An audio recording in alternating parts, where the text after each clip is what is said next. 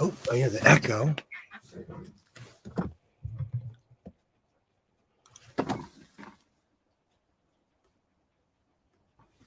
Hello.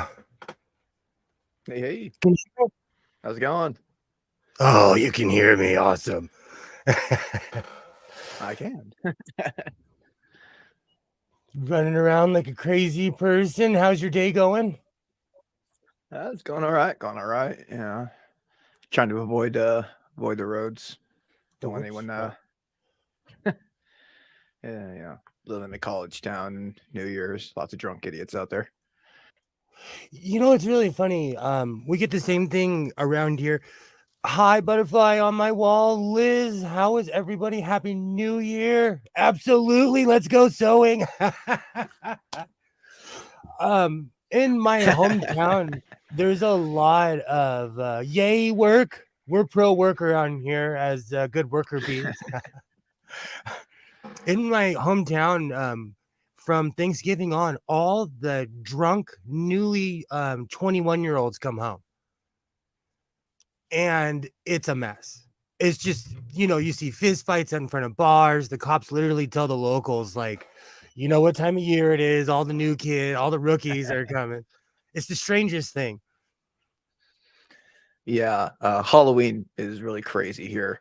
Like for a while, they had to like set up and like incorporate policy that if you lived in the area, you could be here, but they if you didn't live in the area, they prevented you from coming to the city just because it was just a ridiculous. The college they would like set couches on fire. It was just stupid shit.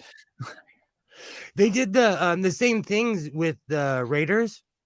When the Raiders were up north, they made a law where if you were from Los Angeles, you had to buy at least 5 home game tickets to prove that like you weren't going to go up there and burn the city down and then go home.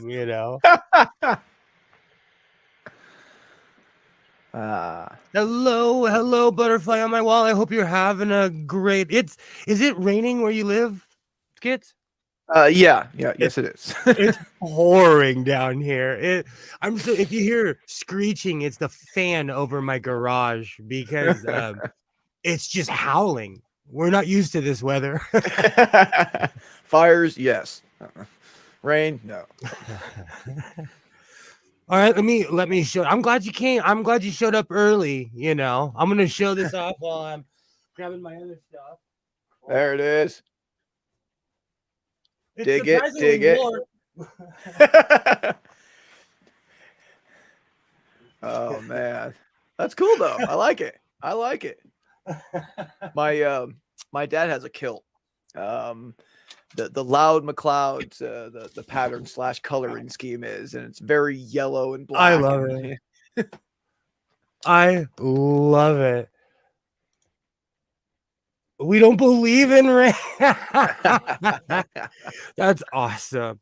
I wish we didn't believe in rain. There's actually a song of "It Never Rains in Southern California." until today. you know, it, yeah. Every week I sit around and I'm like, what am I gonna sew? What am I gonna make?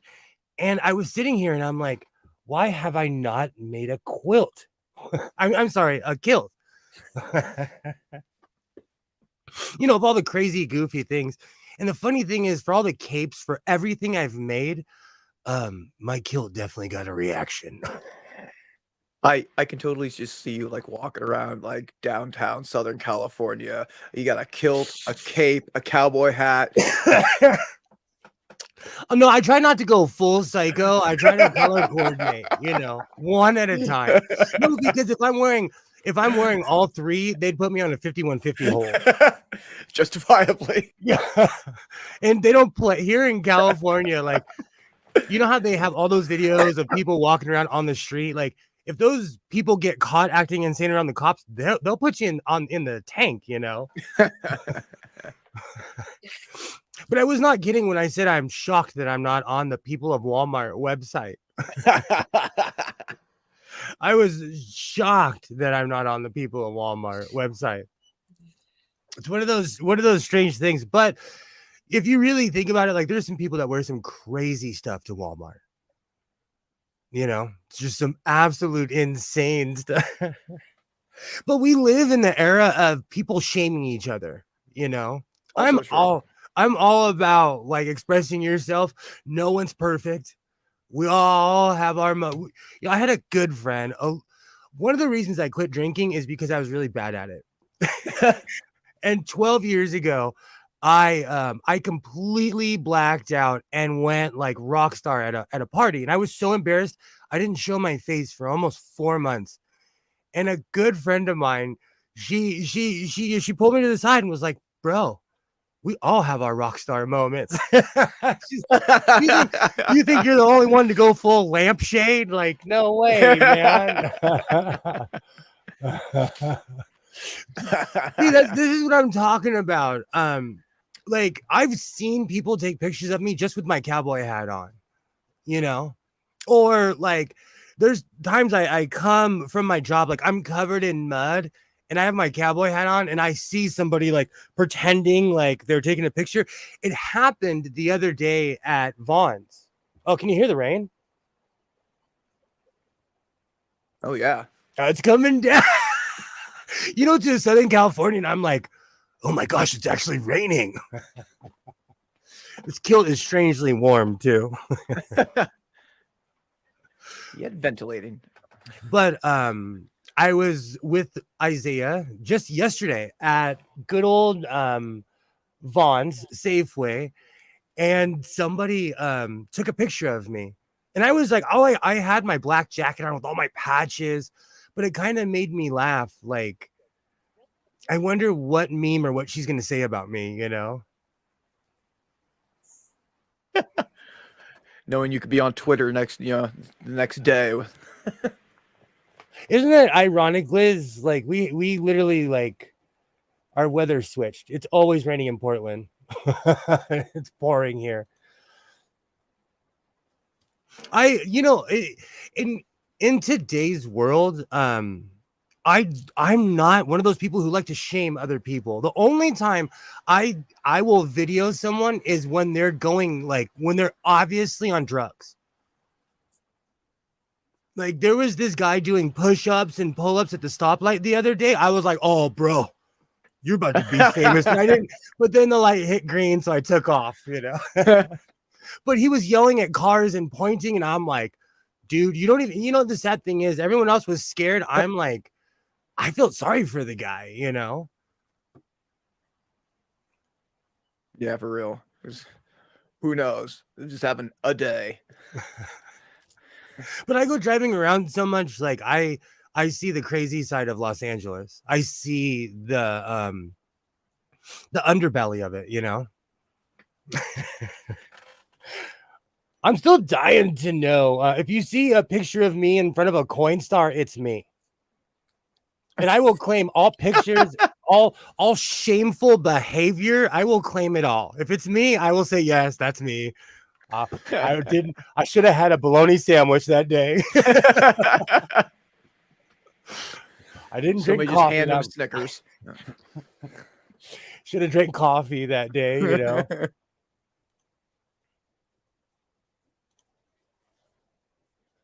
I was about to say, it's got to be pretty dry out there in Texas.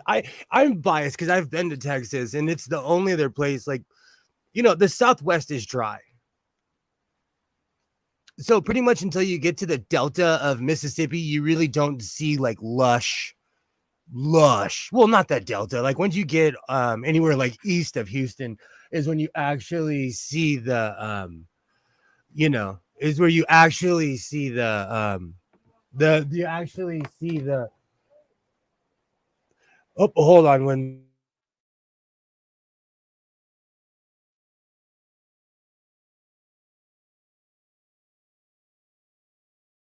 Good times. Good times.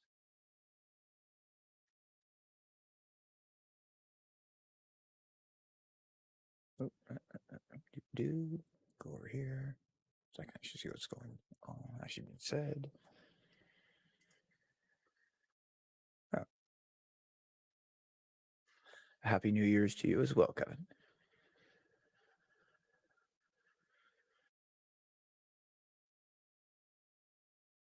Uh-oh.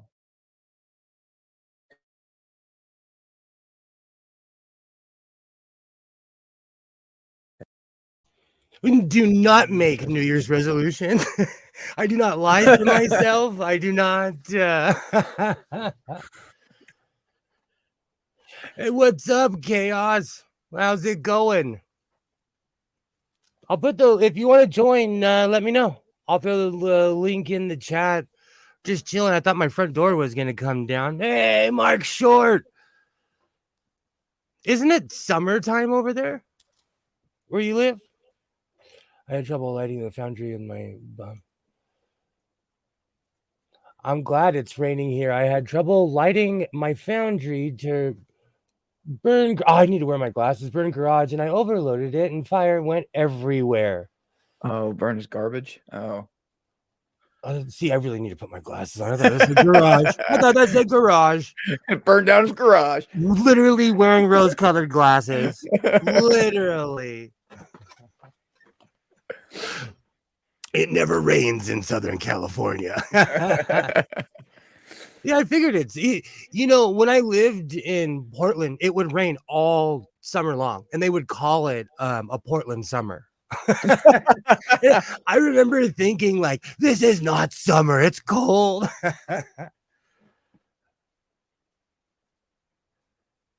Oh yeah, you know what? Chaos, tonight's the kind of night where people, you know, I don't believe in the full moon thing, but you know, the holidays bring the worst out. People driving around here lately has just been awful. I've seen quite a few fist fights.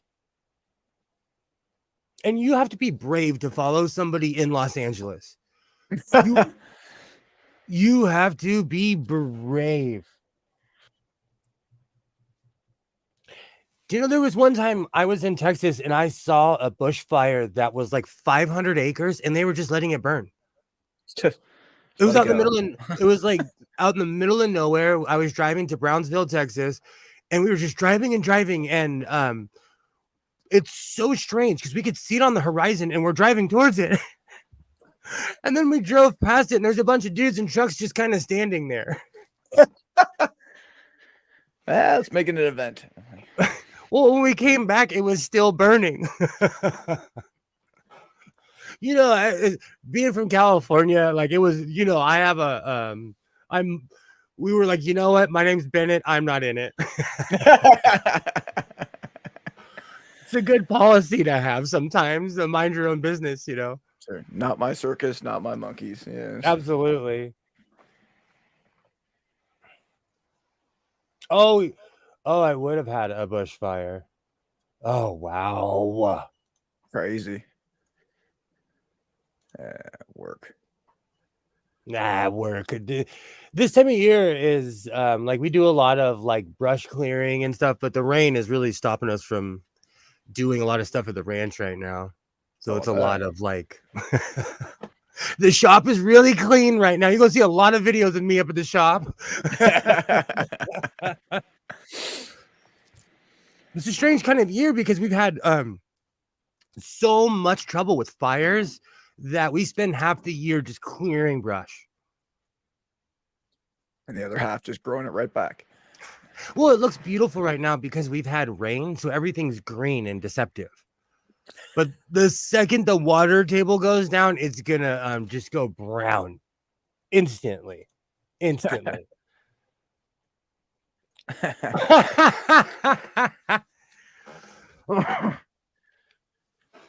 need to get a t-shirt press. What are those called? Because I'm old school. Like I used to make emulsion boxes and make my own shirts. But that's like a t-shirt. Silk screening or something, or oh yeah. Exactly, a silk screen. I want to get a silk screen machine. But then that'll be like me having to like the one thing I don't want my it's not a job yet. Like my hobby, I love sewing. It's what I do, but it's not a job yet. If I buy a silk screen, like I'm gonna start making like, you know, Little League jerseys and stuff, and you know, like, you know, bowling team t-shirts. It's official. Yeah. A long time ago, I would always have these extravagant ideas for sweatshirts, and I would go to this guy who owned a silkscreen business and would tell me, like, don't own a silkscreen business. Wow. I was a kid though. And if you think about it, the economy was so different then. And now everybody does everything online. There's a YouTuber who I follow, and she has a multi-million-dollar business in a room smaller than this. Was he just drop She ship or like? no, she got famous on YouTube for silk screening, and she had a specific machine. Oh. Thank you. I'm trying to justify it. The last bushfire we had here was so big that they just let it burn. I had to fight it to the north, south, east, and west of my place, all in a month. That fire burnt for a couple of months. Yeah, I have pictures of tree stumps that I walked upon that were still burning like a month and a half later. It's crazy. Thank you, Liz. I'm one of those people, like, I'm against capital punishment, but if we catch someone setting fires, we should at least be able to put them in stocks and throw tomatoes at them. For real. Not a fan. Not a fan. It burnt down historic like buildings that were from the 20s, like fire, at least on the property. Fire is no joke. Let alone the the actual human loss that so many of these fires cost. What do you think the punishment should be for somebody that gets caught setting fires? Like, there was a guy here in Southern California who was on the news talking to all the news. You could see him helping the firefighters. They later found out he was the one setting the fires. Yeah, I mean, especially if someone's gotten hurt or dies, it should be just treated like homicide. Exactly. Like, I don't know. I just haven't been affected by fire, things like that, or like I have a list. Mechanics who habitually lie should be put in jail. Because people spend their hard-earned money. I have a truck that's sitting in front of my house that is sat in front of my house for over 3 years because I'm going to be honest. I paid $5,000 for it. I put 4 into the engine and I got it back and it ran for a week. Oh man. And I was so mad. And the guy was like, bring it in. I said, you're going to do it for free? And he was like, no. I was like, I'll see you in court. And so it's sat here in front of my house for 3 years. Just because I'm stubborn. I'm really thinking about donating it. Because we have places like Cars for Kids and like different organizations that could get it running and use it for med runs, for all kinds of things, And I have a F-150 just sitting in front of my house. And the funny thing is, people like all the time offer me money for it, but because I'm so pride-filled, like I'm like, I need at least $3,000 for a car that doesn't run. And that's you're willing to give it away. In California, if I showed you the prices right now for people in Southern California who are selling their cars, there's always like the laugh face on the Facebook post because someone's like, I want $9,000 for my 1991 Honda Accord. Bro, my lawnmower costs more than that thing. Like, stop it. Stop it. We know this, But people are getting inflation is so crazy here in California. I'm selling sewing machines that in Missouri I would sell for $500. I'm selling them for $2,000 here in Southern California. Jesus. Yeah, I'm kind of Facebook famous for that because these people trip out on me and they're always asking me like, where do you live? And I'm like, Southern California, They're just gonna convolute the market though. And I think that's my problem. I run into this problem. I'm real life tool time. I'm son of an engineer. My dad worked at NASA. I grew up in an environment where we worked on everything. And so I do not necessarily I just feel duped when I give my trust away to people. I got ripped off by a mechanic and now my car just sits in front of my house. And I noticed the other day it's TARDIS blue and the roof is coming off. Like it's starting to peel off, you know. And cars are crazy though. Like I have a degree in physics, and I can tell you the in-depth physics of the the internal combustion engine and the Carnot cycle. But ask me to actually fix a car, nah, I can't do that. Yeah, butterfly on my wall right now. Ever since COVID, I have made a ton of money off of sewing machines. A ton of money because people were sitting at home and all of a sudden everybody's like, I want to start sewing again. And that's not an indictment because I was one of those people. I had nothing but time on my hands, so I started sewing like crazy, I started a YouTube channel. But yeah, I get crazy prices and I call it the Disneyland effect. I don't know. We just pay higher prices up here. Yeah, it's raining cats and dogs right now. It's coming down. If you can if I can actually hear it, it's raining hard. Which is good. I have a bunch of plants in my backyard. I grow a bunch of food, like grass. Like, yes, I'm one of those pretentious people that have grass, keeping up with the Joneses kind of thing. But when we have water restriction here, so my grass will be happy. Do you guys have water restrictions up north?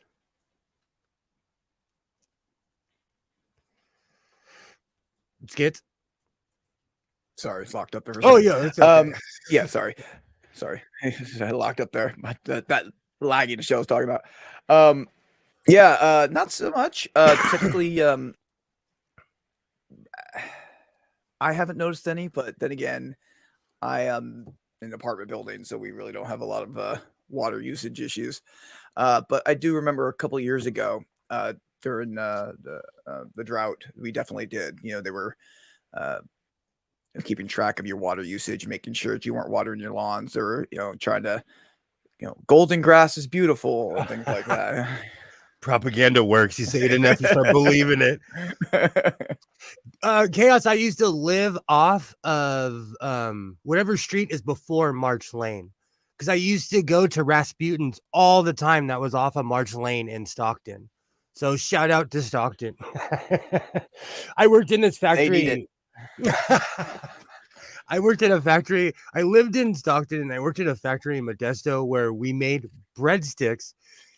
If anyone wants to know what 2 million of anything looks like, we would stand there for 11-hour boxing breadsticks. And it was a hardcore job. It was competitive because it was high pay. So people were nervous because they got fired all the time. So it was a hardcore job because you got paid a lot of money. So if you messed up, they would instantly tell you you're fired. High turnover. Oh, yeah. They didn't play. Yeesh. I took out my front yard grass, then I had to stop it with the landscape for the first time in months. It rained for 3 days, still a work in progress. I need to take my glasses off. I cannot see. I should put my other glasses on. They're really starting to push the desert landscape here in Southern California. Because in Arizona, it's extremely popular to have the, I call it the Arizona front yard where it's rocks and a cactus, the succulents and everything. They're pushing that here now. They're totally turning Southern California into Arizona. Which there's nothing wrong with that. Like, we need to conserve what we have. That's true, especially down there. Like, hey, water's not exactly sorry. a big I said water's not big not necessarily a big resource down there.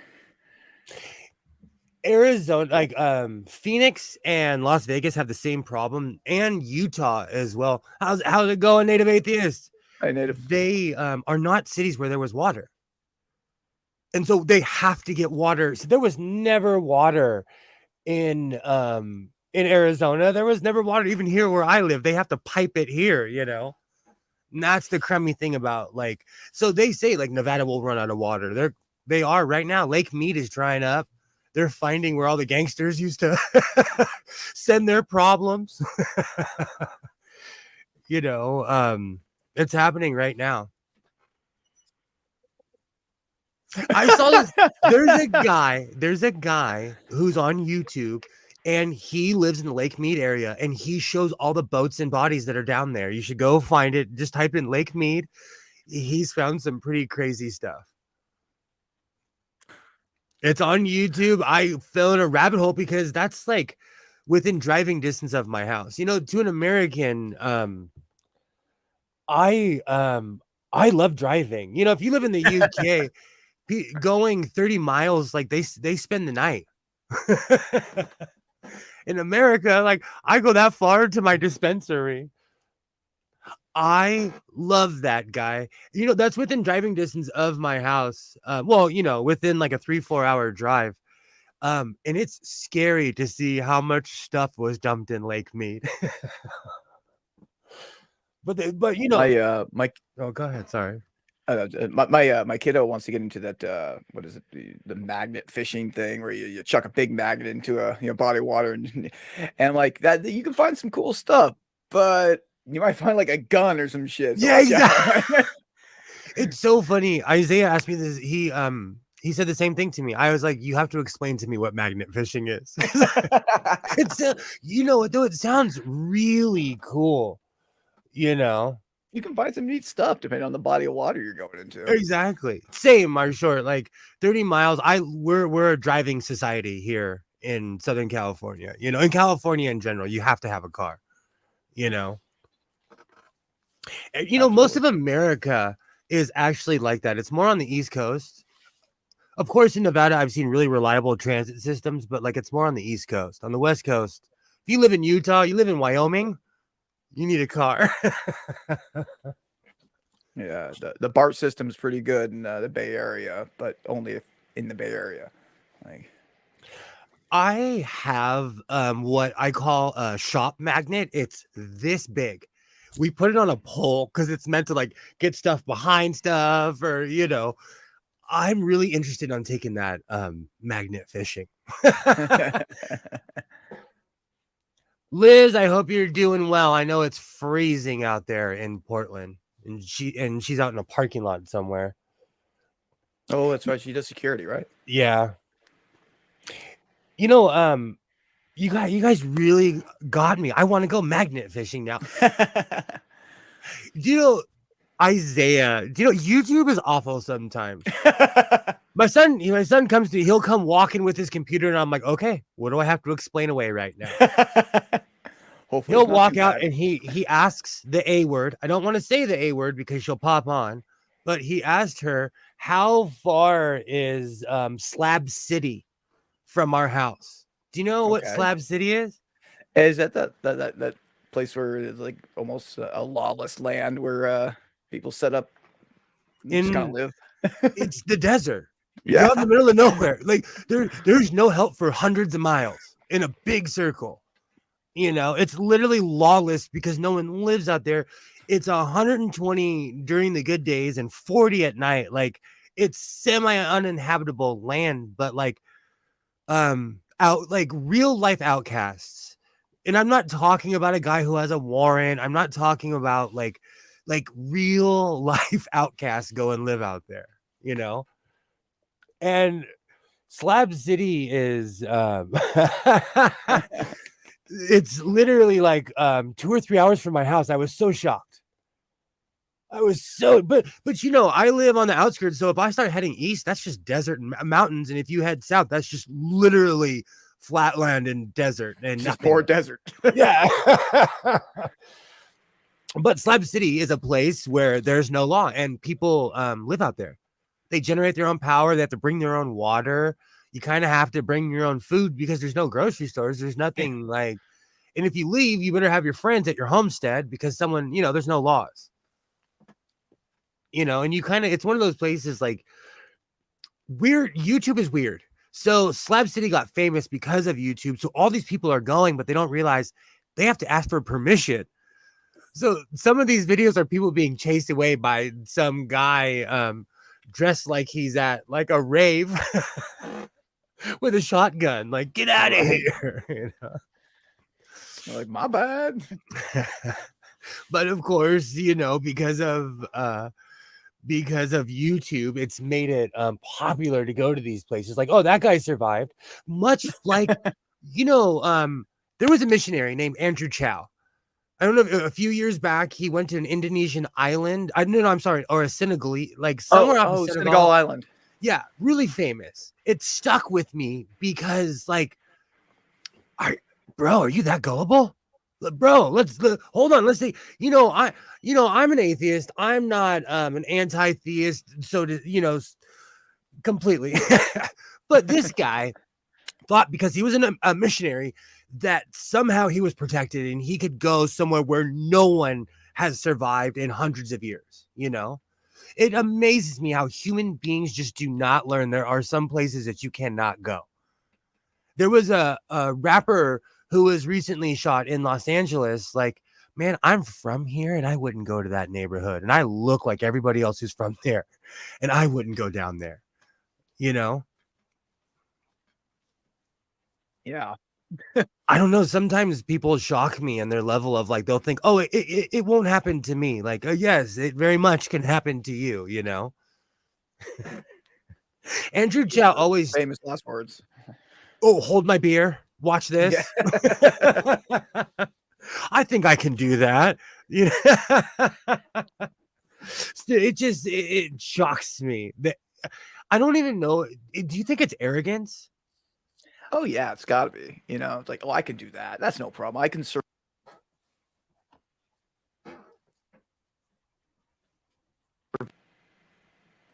I looked up again, didn't I? Oh, it's okay. So yeah, as you're saying, yeah, it has to be arrogance. Like, I can go out to this desert, 140 degrees, no water, no food, nothing. No problem. Yes. No. Even in my truck, like I keep supplies in case I get caught in the snow because I live by a mountain where it snows. And you could get caught on there coming home, going somewhere, and it happens all the time. And there are people who have to get airlifted out because they're not ready to be trapped in their car overnight, Do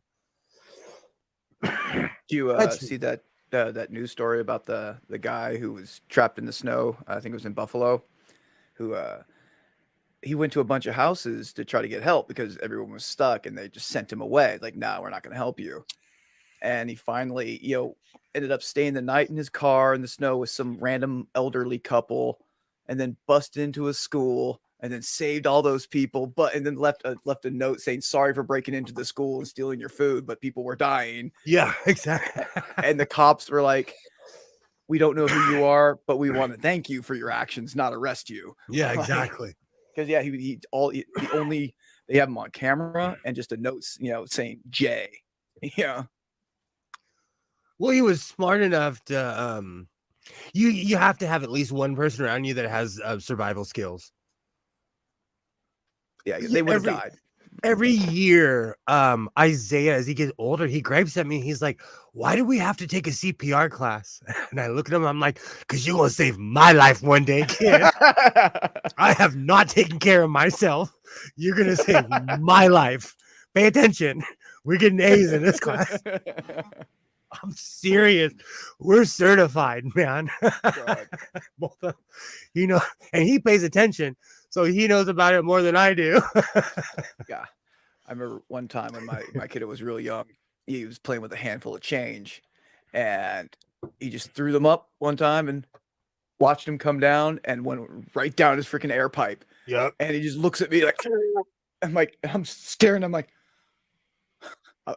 okay, I am CPR. I do know how, all the life-saving tech, the Heimlich and got it out of him. But I was like, holy shit! I just locked up for a second. Like, is this really happening? I never said this on air. Having an autistic child, they run around just like any other kid, but they're super explorative. I've given Isaiah the Heimlich 8 times, and I've saved his life besides the Heimlich twice. We had a fountain. I had to get rid of my Jesus. fountain. We had flagpoles everywhere. I had to get rid of my flagpoles. They're back now because he's older, you know. But like, I learned the hard way. There are certain things you can't have around children, you know, especially rambunctious children. Oh man. I I remember was definitely a first-time parent. I remember when I was a kid, like I remember one specific incident. Like my dad had this pair of like binoculars, old school binoculars with this thick leather strap. Well, I was climbing on top of a fence, just walking along this picket fence that was about 6 feet tall, and I fell, and Oh, I had yep. the around my neck, and it snagged it. So I was sitting there hanging to death, freaking, and fortunately the Always pause at the good part. Always pause sorry, at the good part. yeah, No, it's fortunately, okay. It's not your fault. yeah, sorry. Sorry. I was hanging there, and like, unfortunately, the leather band snapped, or else, that would have been a sight for my dad to walk into his garden to see. Like, It's yeah, awful. there was nothing I could do. I was struggling. It was, oh my god, terrifying. Oh, something similar happened to Isaiah, and it gave me like I have PTSD about it. Um, really quick to go back to what Butterfly in My Wall was saying. It is conditioning. Oh, wrong one. It is conditioning because I live in the yeah, I'm big on CPR class. I live in the suburbs, and people really think that the stuff that happens in Hollywood on the other side of Los Angeles can't happen to us. And then they were shocked when it did start happening. Like, we live in LA. It took longer for the violence to come to us, but just because we live in the suburbs doesn't mean that it's not going to hit us, you know? When you take your CPR courses, because I just took another one recently, and it was at this like institute. It was at the VA, and they have like it hooked up to a computer, so you can see how far that you're actually Yep. compressing, and like you're doing it for real. It's not some subjective doll. It is telling you data. I was like, oh, okay, this is cool, And it's amazing how hard you have to push. right? It is Like with the doll, amazing. I did Yeah. it before. I'm like, oh shit, this is how I'm supposed to be doing it. They tell you, like, don't hold back. Do not hold back. When you're compressing a chest, no, they want that click. That's literally the ribs. What they want you to hear. They want you to push that hard, you know?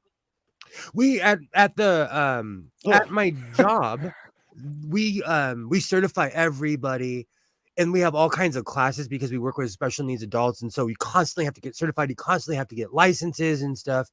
And so basically if you work there, you slowly start getting certified for everything. For literally everything. I'm a bus driver. I have a Class C license. I have a California class. Like, I could literally go drive an MTA bus if I wanted.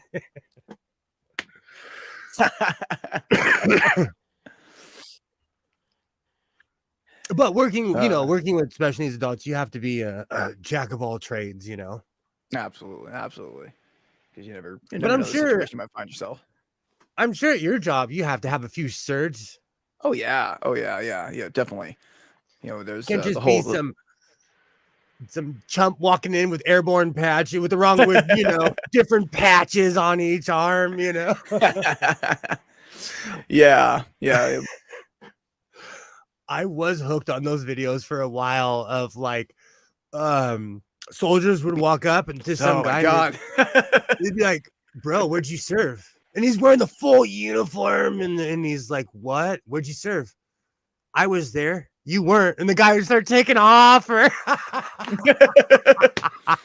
Yeah, some of them stolen valor videos are crazy. Oh, there was this one at this mall where this guy walks up to this guy. He's like, "Your patches don't match, bro." And he's like, "How old are you?" He's like, "You aren't even old enough to serve at this. You aren't even." Yeah. Why does it say you were in Korea? Yeah. It's literally like me wearing my dad's stuff. Yeah. And that's the thing. It's like people, and what's crazy is so much of the stolen valor isn't just just from random civilians that are going, walking down the street pretending to be a soldier. It's from the soldiers who there are some soldiers out there who just didn't are they're just trying to buff up what they did in the military. My pops used to always say there's nothing with Yeah. scrubbing toilets in Kandahar. My dad used to always say that because he was front line and it messed with him. And there were a lot of nom guys who'd be like, "Oh, I did this and this," and my dad's like, "Sounds like you are in kitchen duty or you were." My neighbor put it the best. He passed away recently, but he used to always say, "Yeah, I served in Nam. I protected Texas." He spent the whole war on the border. Oh no. of Texas and Mexico, because they sent the army for some reason, and there's nothing wrong with that. He served, Absolutely. there's no whatsoever. Like where I'm from, no one makes fun of the Coast Guard. No, they served, you didn't. Like, they're part of the 5 points or whatever. No, seriously, around here it's a big deal. Because I grew up around a bunch of like men who would go to Vietnam and bring back deserters. My dad was part of an organization called the Lost Patrol. I have his card in my desk because I found his old cards. So, like, and that era is come and gone. A lot of those guys, they don't even claim Nam anymore, but like, it bothers me because these people gave their lives. Like, I don't know, out of a couple, 100,000 people my dad got deployed with, only like, 2,000 made it back out of 100,000 or some crazy number. I got to look the numbers up. What so many people don't realize, today's military, it's 100% voluntary. How many of those people didn't want to go there? They had no choice in the matter. This like, they're, we all have plans for our lives, right? They had the completely uprooted and say, you're going to war and you're probably going to die. And if you do come back, we're not going to care. And it's that the whole generation, that whole war was just messed up. I got to reorganize my desk. I have those cards somewhere. It's a mess. I bet it's in my wallet. But it really, even, and I know I might be being too sensitive, but when I see people wearing POW MIA t-shirts, for a while, Hot Topic was selling them back in the day. This was 20 years. Like when I first moved to Hollywood, I saw some guy who was anti everything, and I saw him wearing it, and I'm like, bro, you hate the military, but you're wearing you're wearing a POW MIA shirt. And he's like, I bought this at Hot Topic. And so I was less mad at him and more mad at Hot Topic. Like, wait a minute. But is that oversensitive? We in America, they have the right to be heartless vultures, Yeah, and they do. Man, yeah, because to so many people, to the vet, an MIA POW thing is a pretty serious thing. We start all of our VFW meetings and that's American Legion by putting a POW MIA flag in remembrance of them. Exactly. But to make a buck off of it, that bothers me. Exactly. That's what I'm saying. And because I was raised in that environment, I was like, who are these scumbags and what are their names? Yeah, right. It was literally, Hot Topic is a corporation. They could care less. They don't care. They were selling Sublime t-shirts and most people didn't even know who Sublime was. I love Sublime. Me too. I grew up listening to Sublime. But like, where is he? Where's that line? Like, I'm wearing a kilt. Where is that line of cultural appropriation and like and I looked it up. There's a ton of black people that live in Scotland. Yeah, sure. A ton. I don't, then that's a weird thing too, because cultural appropriation versus, we all, we talk about, trying to be together as a people and, eliminate divisiveness. Yet, I can't, well, I can, but, somebody might give me shit for wearing something that, I don't, happen to belong to a country or ethnicity that was made. I can't give a specific example. I keep wanting to go to a beret, but I wore a beret because Daryl Strawberry wore one in the 90s. When he came to the Dodgers, he changed his style. He wore a beret. Like, I didn't even know what it meant. I was, see that, and that's another thing. Like, a lot of people give me grief all the time for certain things I'll make. Like, I made the African print thing. A bunch of people were like, "You're a halfie. What do you know?" And blah blah blah. But that's Twitter hatred. That is Twitter hatred. Like, no matter what you do, someone, they either want to do you or they hate you.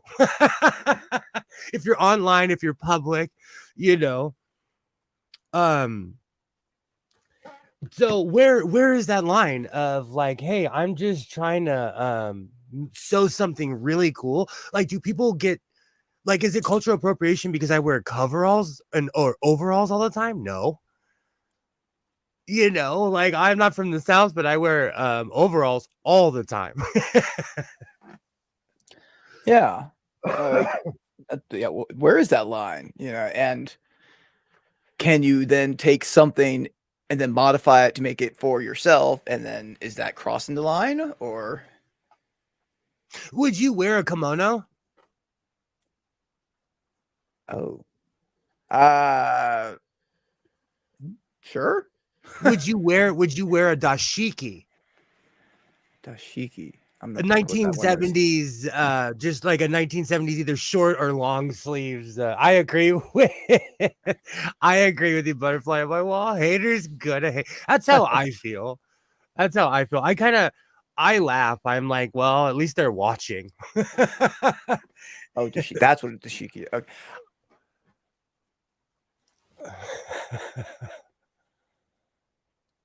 It's always at the good part where you freeze. Oh god, that locks up so bad. But I would definitely get some looks if I wore a dashiki. And then again, I wear colorful stuff sometimes too. So I wear a Richard Petty shirt all the time. People ask me, they're like, "Do you watch NASCAR?" And I tell them I grew up watching NASCAR. Like, what do you want? What do you want? Like, I'll wear a Dale Earnhardt shirt, and I know he wouldn't have hung out with me. I grew up watching John Wayne movies. He's been canceled so many times. They want to dig the poor guy up. canceled Like, again. I literally quote Sons of the Sons of Kate Elder all the time. I won't shoot you, but old Stumpy will. I love that movie. I grew up watching these, Rooster Cogburn. Come on, where's that? Where's that line of like, this is awful. Like, I call Native American prints Southwestern prints because I'm so politically correct. I don't want to hurt people's feelings, where's that line, and I think that's what most people were offended that I didn't say this is an African print when I made my scarf. I was like, because I just, I'm believing in equality. It's fabric. I'm gonna make it into what I choose to, Is it the print that makes it African, or is it what you make out of it, or is it It's tradition. That's like stereotypically tradition African print. That's like okay. like super, not stereotype, but almost. It's like you go to Russia and you get a big furry hat. It's one of Which those. you made one. I love that thing. Because I've been cleaning out all my stuff. I found it and I'm like, oh man, this thing is glorious. Make a big fuzzy hat. You will not be disappointed. See, again, is that cultural appropriation?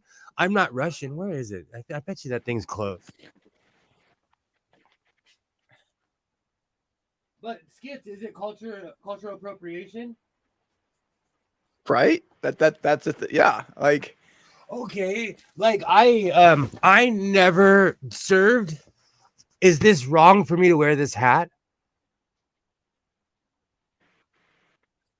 Yeah, see, you can't see. so where's that line, right? That's a no. I wear koofies. your intention was to make something cool that you liked, not to be exactly. You see, that's There my you whole go. point too. Like, I love making kufis, but it's a traditional African hat. I love these things. I wear them under my cowboy hat. I like, you know, I mean, if but something is I'm awesome and it works, why shouldn't we use it? exactly. I used to watch John Wayne movies with my father when I was a little kid, and he used to say, "We're gonna have to clean all the dead bodies out of the TV, or it'll stink." One day, one day, I tried to help. Uh-oh. That's what I'm saying. Like, where is that line? You flinched when I put that hat on. My ex-wife bought that for Isaiah. he never he see okay. Like Isaiah will wear he'll wear like an Endeavor hat, or he'll wear like a Bennington hat that was the ship that my pops served on. Is it wrong if I wore a Bennington hat? I didn't serve in Nam, I didn't, like there Yeah. you are, Liz. Oh, hey, she's back. Wow, you made several of those, didn't you? Oh, I honestly have made hundreds of these. This is just measuring your head and folding them over. Like, I love making koofies. I do them when I'm nervous or bored. I'm like, I'm gonna make a koofy. I have nothing else better to do.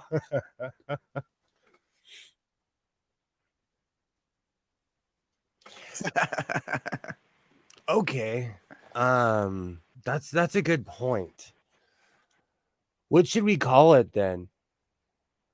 I did get a ton of views though when I made my how to make a koofy. And another thing, because I'm so Americanized, I attribute it to rap videos from the 90s who were being Afrocentric. It's one of those weird things. That's a good idea. What should I call it? The godless hat. Sure, they'd love And that.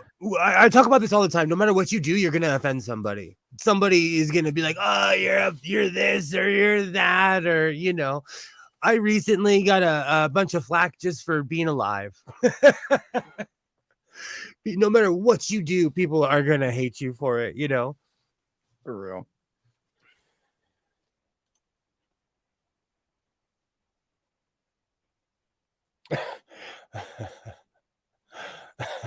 I fuck. If it too. You know what's funny? It's probably a curse word in some language that we don't speak. I probably Seafood. just said something really offensive. That is good. You know what? I'm gonna be up all night trying to figure out what to rename the koofy.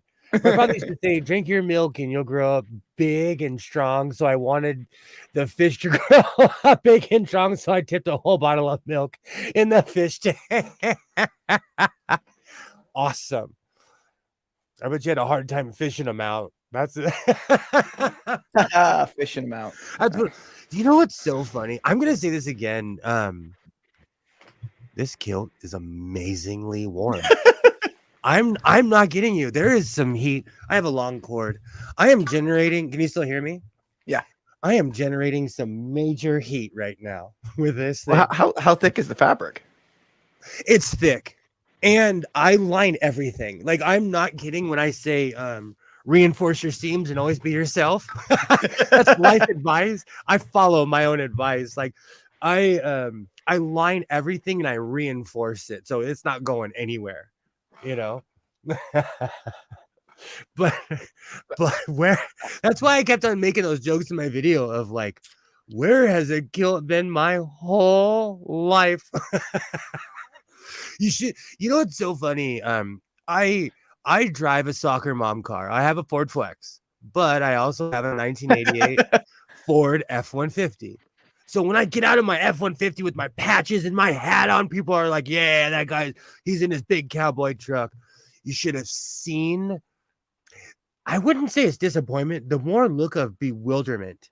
Because they see me from this, in my truck, and the truck's loud and it's making all kinds of noises, and I pull up, and then I got out in my kilt, and poor guy, this one poor guy looked like he needed heart medication when I came out. And I have to park in the boonies because I have such a big truck.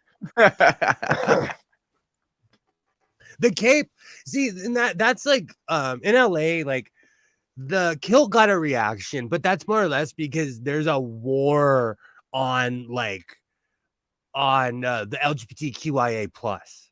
So, there's always those people like, what is that guy doing? Is he trying to be funny? What is he doing? That's a dude in a, you know what? That's a dude in a dress. Yeah. They don't know the difference between a dress, a sarong, and a kilt, And today, I completely forgot about this. So for anyone who doesn't know, I have an Apple computer. I don't know why. My pops bought nothing but Apple products. So what did I do? 2020, I went and spent a bunch of money and bought a brand new laptop that I don't know how to use. So long story short, I was talking to the Apple people today, and I keep on forgetting that I'm talking to people in other parts of the world, the country.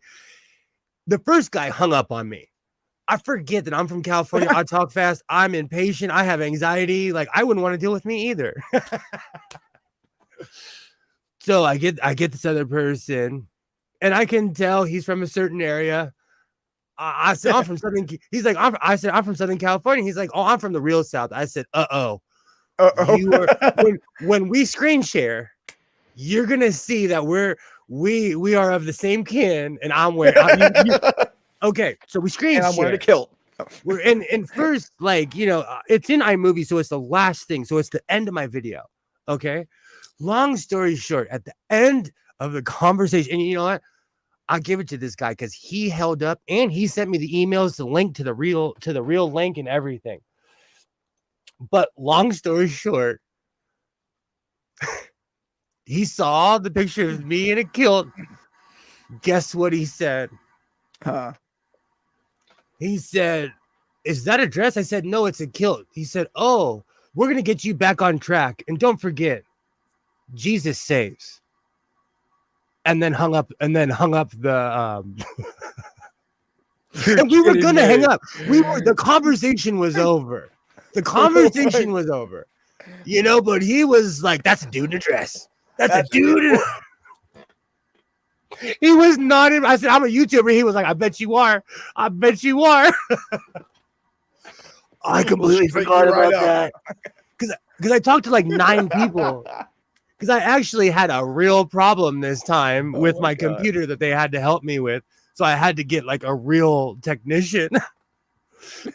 But one of the big bosses, and he knew he wasn't going to get fired because he was like the head honcho. Like I had to get through 4 minions just to get to this guy because he knew what he was doing, So he was still not impressed. And I'm vulnerable. When you're looking at my iMovie, you're seeing all my cuts. You're seeing all the bad takes of me with my face like this when the camera cuts. Like, you're seeing the good, the bad, and the ugly, literally, I forget because I'm from lefty land where people, we yell and scream, but for the most part, we're all pretty much the same. Lefties and righties. You take a California righty, they would be a lefty somewhere else. In a lot of instances, So there's been it's been a ride up here. It's been a ride. Yesterday, though, quite a few people told me nice socks. I mean, independently, more than one. And know what's... Oh, go ahead. Do you wear your cowboy boots with your kilt, or? I didn't. I had my work boots on because it was kind of rainy. Oh, okay. And I'll bite it. My cowboy boots are slick. Unless you want to go ice skating, I have my old Wolverines, And I looked even more crazy because I have red laces, you know. Oh, there were quite a few people. That's how you know they're looking. When I walk past you, I'm like, oh, they're looking at my butt because they said nice socks. They're looking. They're looking. But you know what? They're just jealous. My the apple doesn't fall too far from the tree. Like all the time, people are like, oh, what does your son say? He doesn't know any better. He was raised by me. And guess what? My father was extraordinary too. Like he was ex-military, so he really didn't care. He taught me how to have no shame. This is the I don't give a fuck face. Yeah. So I come from a long line of extraordinary people that are willing to wear crazy things in public. He taught a photography class, and I can't even say what he wore in public one time because it was politically incorrect by today's standards. Oh, actually, he was in full drag. And like he had a full dark mustache. He was a big dude. He walked in the grocery store and was looking the clerk in the eye the entire time. You know, he didn't care. He didn't care. So I come from a long line of loud human beings. Nice. Life's too short. Like, you know, I grew up extremely repressed Catholic. I went to a bunch of other repressed religions when I was trying to find myself. Like, life's too short. Regardless of what you think is going to happen, like, it's going to be over in the blink of an eye. Yeah. You know, I look at my son all the time and I'm like, I remember when you were like my little guy and now you're like asking to drive. Right. Like, yeah, you said life's too short not to enjoy like the silly things in life. Absolutely. Like tonight I was invited to this big LGBT New Year's thing.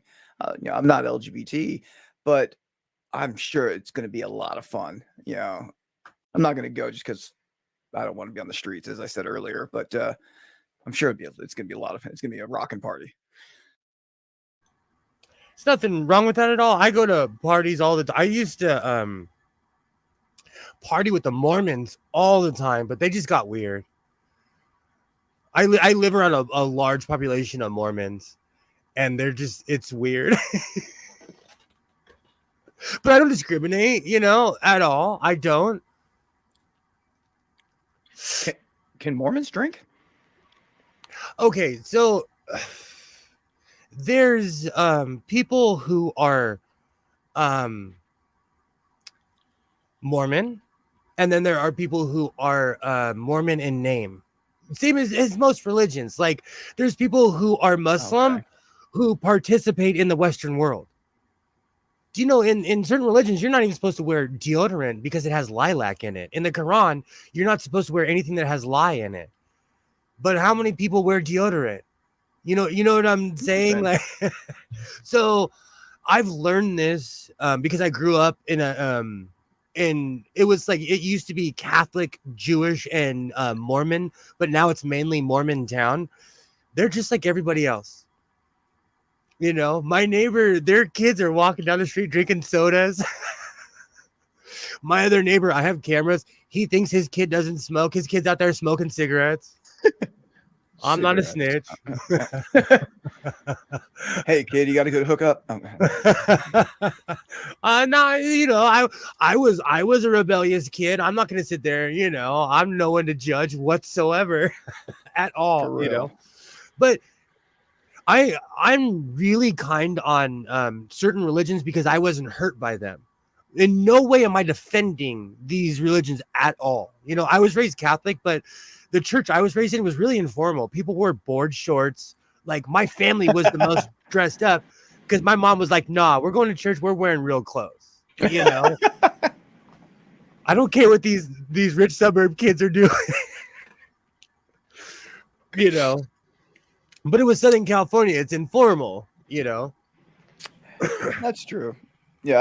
I belong to a couple of, you know, when I was trying to find myself, you know, trying different religions, mostly just different sects of Christianity.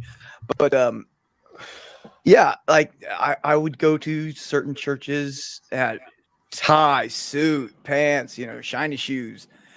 And then I'd go to, a different church and then they're board shorts, t-shirts, and flip-flops. But they're all teaching the same thing. So it's My dad took me to a biker church in Arizona one time. It was actually kind of scary because I was in a room with some real deal, like there's bikers, then there's the like okay, this guy's a pirate. Like this guy, like this guy's a real outlaw. Like this guy's a real outlaw. We had a run at the ranch. I still have all the pins, and there were some guys pulling up. I'm like, I bet they're legally not even allowed to be here.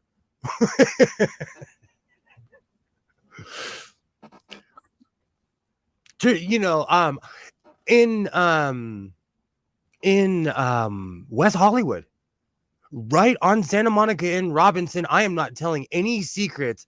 There is a giant LGBTQIA plus church. It's so funny. That's the first time I didn't call it the gay church.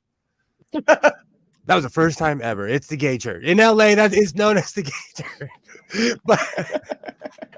but it's huge. It's literally on Santa Monica Boulevard. And my grandma was big into the LGBTQ. She was like the most cliche, biker lesbian. She was badass. Like every time she lived on a ranch and she'd be always out there with a chainsaw. And when I was a kid, I didn't know what homosexuality was, and I just thought I had two grandmas that slept in the same bed. It took me embarrassingly late in life to realize what was going on. That's so funny. That's like I had two Donnas that lived across the street. I just thought I had two really tough neighbors.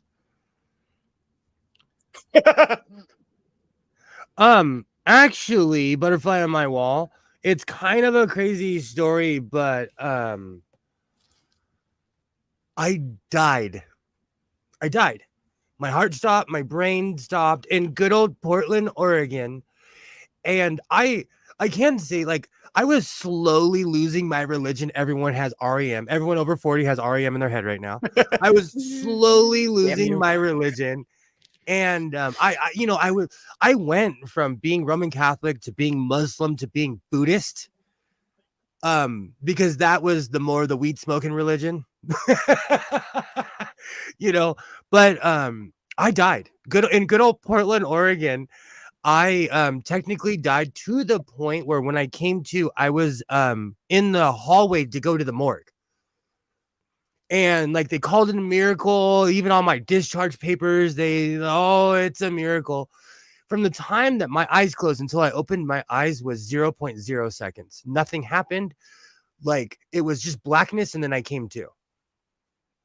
And so, and it was more of like a comfort than a like, oh my gosh, like, I don't know. And so because I wasn't expecting to be like lifted off by chariots. I wasn't, I was at least expecting to have a conversation with my uncle, like in Black Panther, when he drank the stuff and he sees his dad. I was hoping to have a home run contest with Jackie Robinson, But no, my brain completely shut down, and that kind of like, I can't say, because there's people that the same things happen to me and they've had experiences. So I'm not to say if I had an experience, I'd be in the opposite direction, but it kind of made me not necessarily a nihilist, but like when your brain stops, we're done. Like when your brain stem, when human beings are magnificent. We can see beyond ourselves. We can exceed our programming. We can see things in our head and build them. That's the one thing I love about sewing. It's like engineering. I'll just sit there and like, I'm going to make a coat.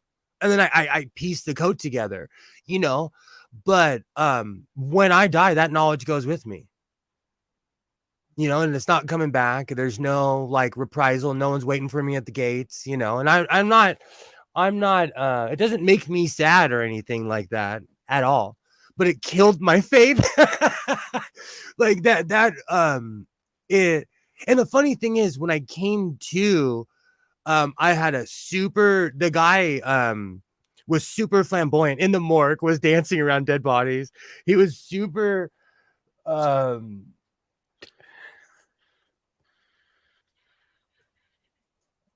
he was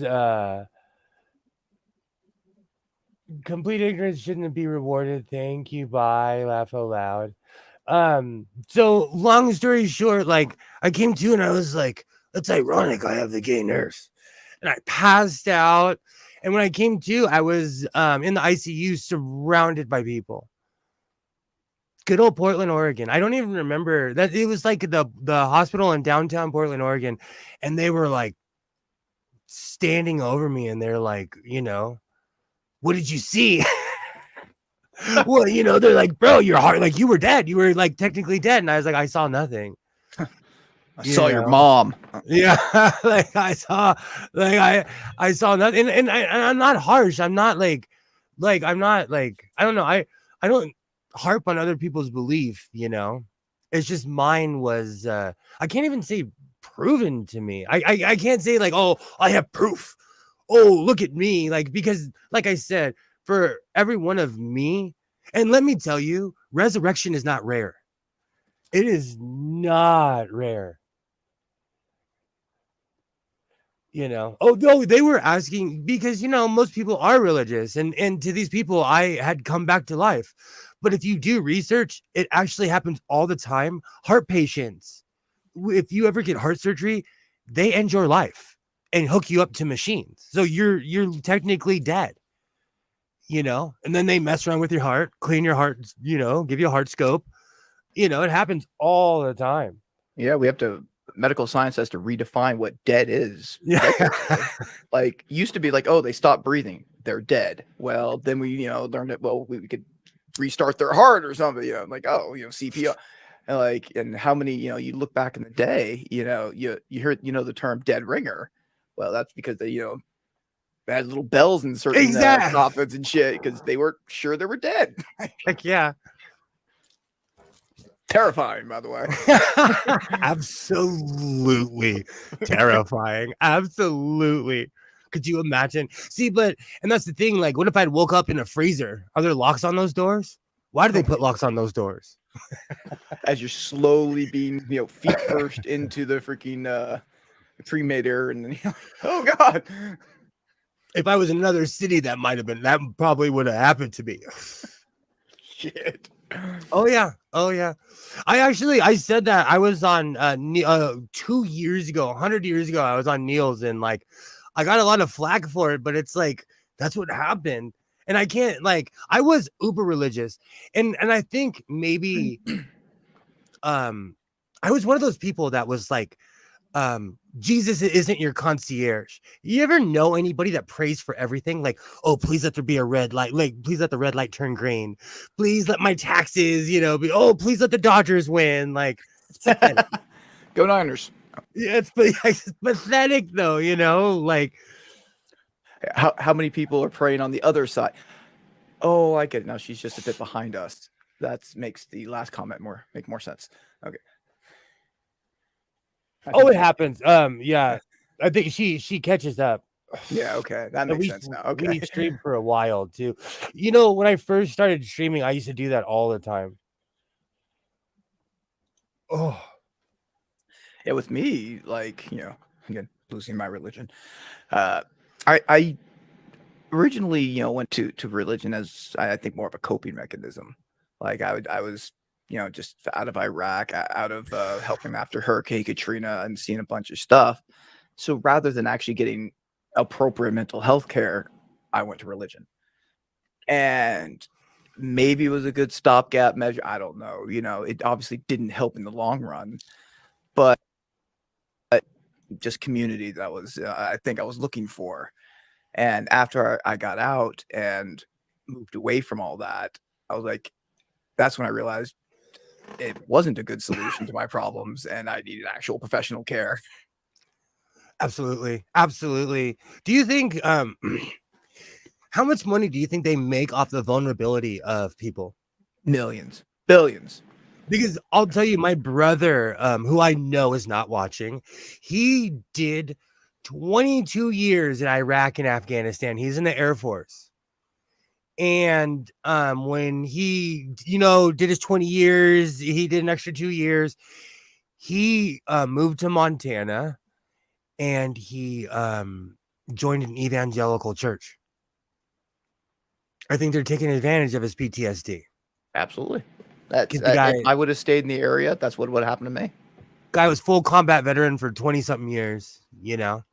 I heard a conversation between him and my father. I was like, I don't think I should be in this room right now. I don't think I should be sitting here right now. But like, it's weird to see like, and he, Montana's good for him though, because he can go hunting.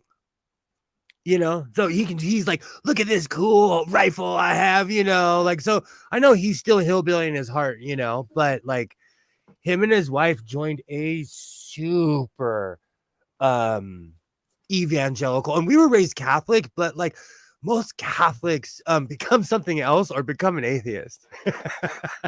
At least people my age, Like I went so far that I got baptized. Like I remember. Oh wow.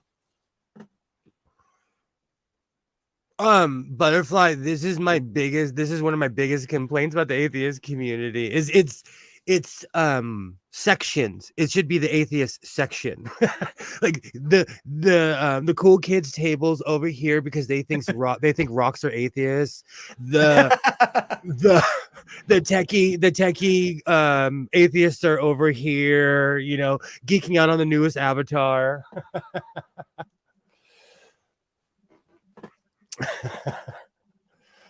I lost the last of my religion about 9 when we had Babel thumpers come to the school and hand out Babels. Most kids never read. Oh, I was like, what is a Babel? Bibles.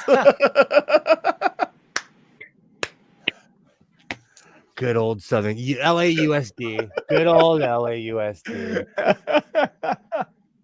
I got when I was like, I don't even know how old you are. They pulled us all in the hall. Like they had big news to tell us. And they got us in this giant circle of like 90 kids of all the classes. And they were like, all right, we got something to tell you. If you're not Catholic, you're going to hell. I never forget, because I would always get kicked out for raising questions because like I would read books as a kid and be like, what about, well, Nebuchadnezzar was never there. What about this? Or what about that? And I remember raising my hand. They're like, out, get out right now. I got kicked out because I was going to ask a logical question like Christians too. And someone did ask and they were like, yeah, if you're not Catholic, you're going to hell, So ridiculous. Yeah, Mark, like I remember very similar, only I don't think they allowed like the actual them to come onto the school campus. But I remember when we all got onto the school bus, they swarmed the bus and started throwing Bibles into the open windows. Yeah, and those little pocket Bibles, yeah, they just started throwing them everywhere. Like good God. Oh, I have a ton of those because I look scary, so they always give them to me. I have a ton of those. What happened after baptism? Well, that's I was baptized by this Southern Baptist preacher guy. But yeah, it was I stayed with the church and I became relatively integrated with it. And it was a fun church. Looking back, obviously, I see a lot of the stuff and horrible things that they were saying, but they said it in such a happy, upbeat, musical way that how could you not? Like, like, oh, that song was about hating gays. Yeah. There's got, church is awful, but the problem is that like I found some of the same problems in the atheist community that I found in a church. People get a little up on themselves, they get a little popular, and then all of a sudden they think their opinion is gold. Like, I know I'm just some shrub on YouTube. I know that I'm just like everybody else. I don't think I'm better or worse. I have an opinion and I hold back half the time. So the preacher didn't hold you under the water long enough. I was a big boy, so like he was like, when he actually did, he's like, "Oh, you're a tall drink of water." I'm like, "That's funny. You're about to dunk me into water." But yeah, like when he's like struggling to pull me back out of the water. You know what's really funny? Because I was raised Roman Catholic, I never allowed myself to be baptized Christian.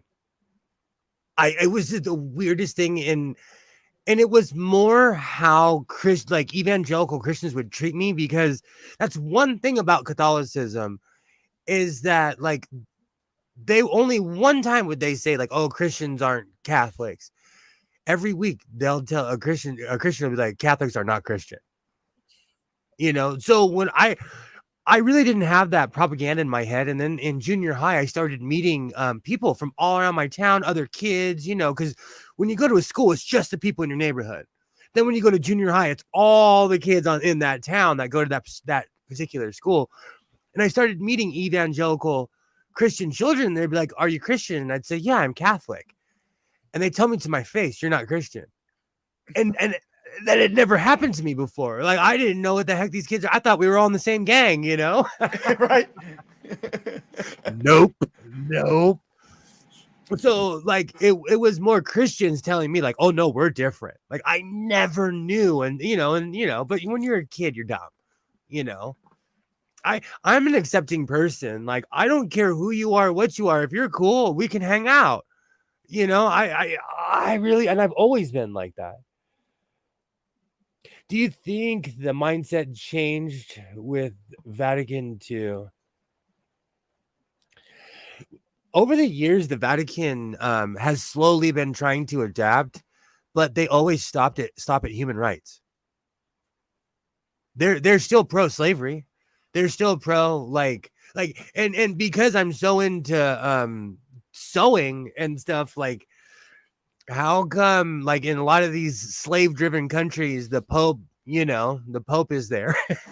The Pope goes and visits there, or they're predominantly Catholic countries. I won't name any Philippines that have giant sweatshops. That's a Catholic country. Oh,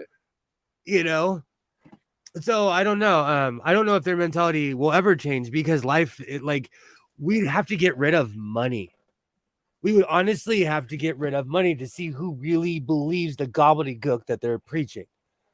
Because if there was no money on the line, or if the church had to pay taxes, we would see who really believed in their religion or not. Because all of a sudden, because churches would be like restaurants; they'd be failing within the first year.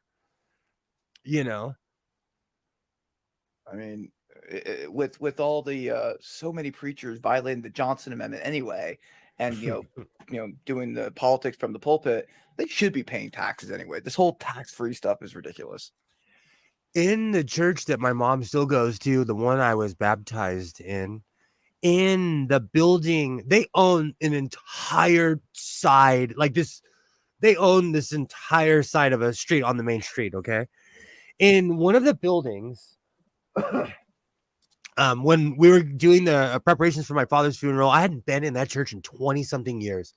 I walk in with my mother and there's this, what's it called?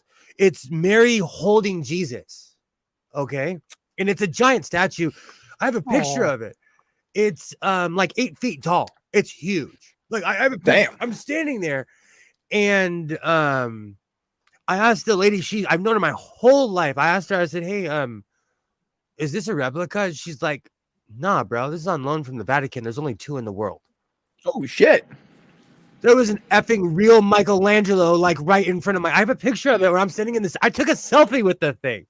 That's how much money the Catholic Church has, that they can hand out artwork to there's 300,000 people that just live on my side of town. It doesn't feel like it, okay? But I live in Southern California, but I still consider it podunk.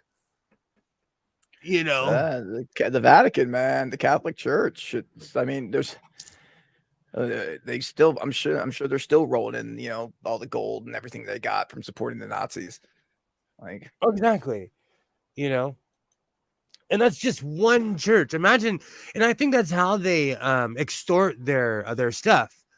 They're like, oh no, we don't have the Michelangelo. It's in Los Angeles. We don't people have like, blah blah blah. It's in Baltimore. We don't have. It's in New York. You know. That's a good. That's a good way to launder things. You know. oh, for sure. Oh, I was shocked. I was shocked. Honestly, I was shocked because she was like, "No, this is the real one," and I was like, "Huh? You work here? You walk past this thing every day?"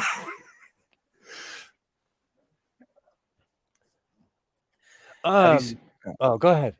have you seen like the videos and of people accidentally destroying like priceless art pieces like those? I can't. Yes, but those give me anxiety. Like old skate videos of people breaking their ankles. I can't watch them anymore. When I was a kid, I used to love watching people biff, and like, or even when those people throw oil on artwork. No. Like in UK right now, Extinction Rebellion, like they're like, what are you doing? Or they'll super glue themselves. And you know what? The girl who super glued herself, she admitted that they picked that particular painting because it had a cover over it. Good. So they didn't want to hurt Yeah, the so they didn't destroy it, you know, because people Good. were trashing her. They're like, we know where you live, kid. Yeah.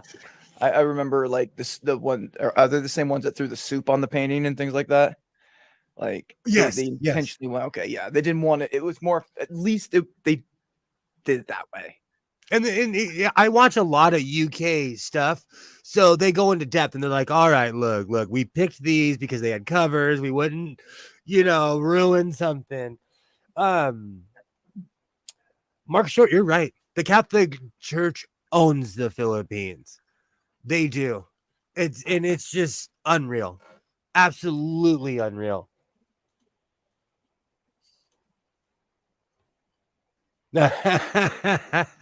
Absolutely. The weather is awful out there. So I know if it's raining here, it's probably snowing or it will be snowing in Oregon. Does the Catholic Church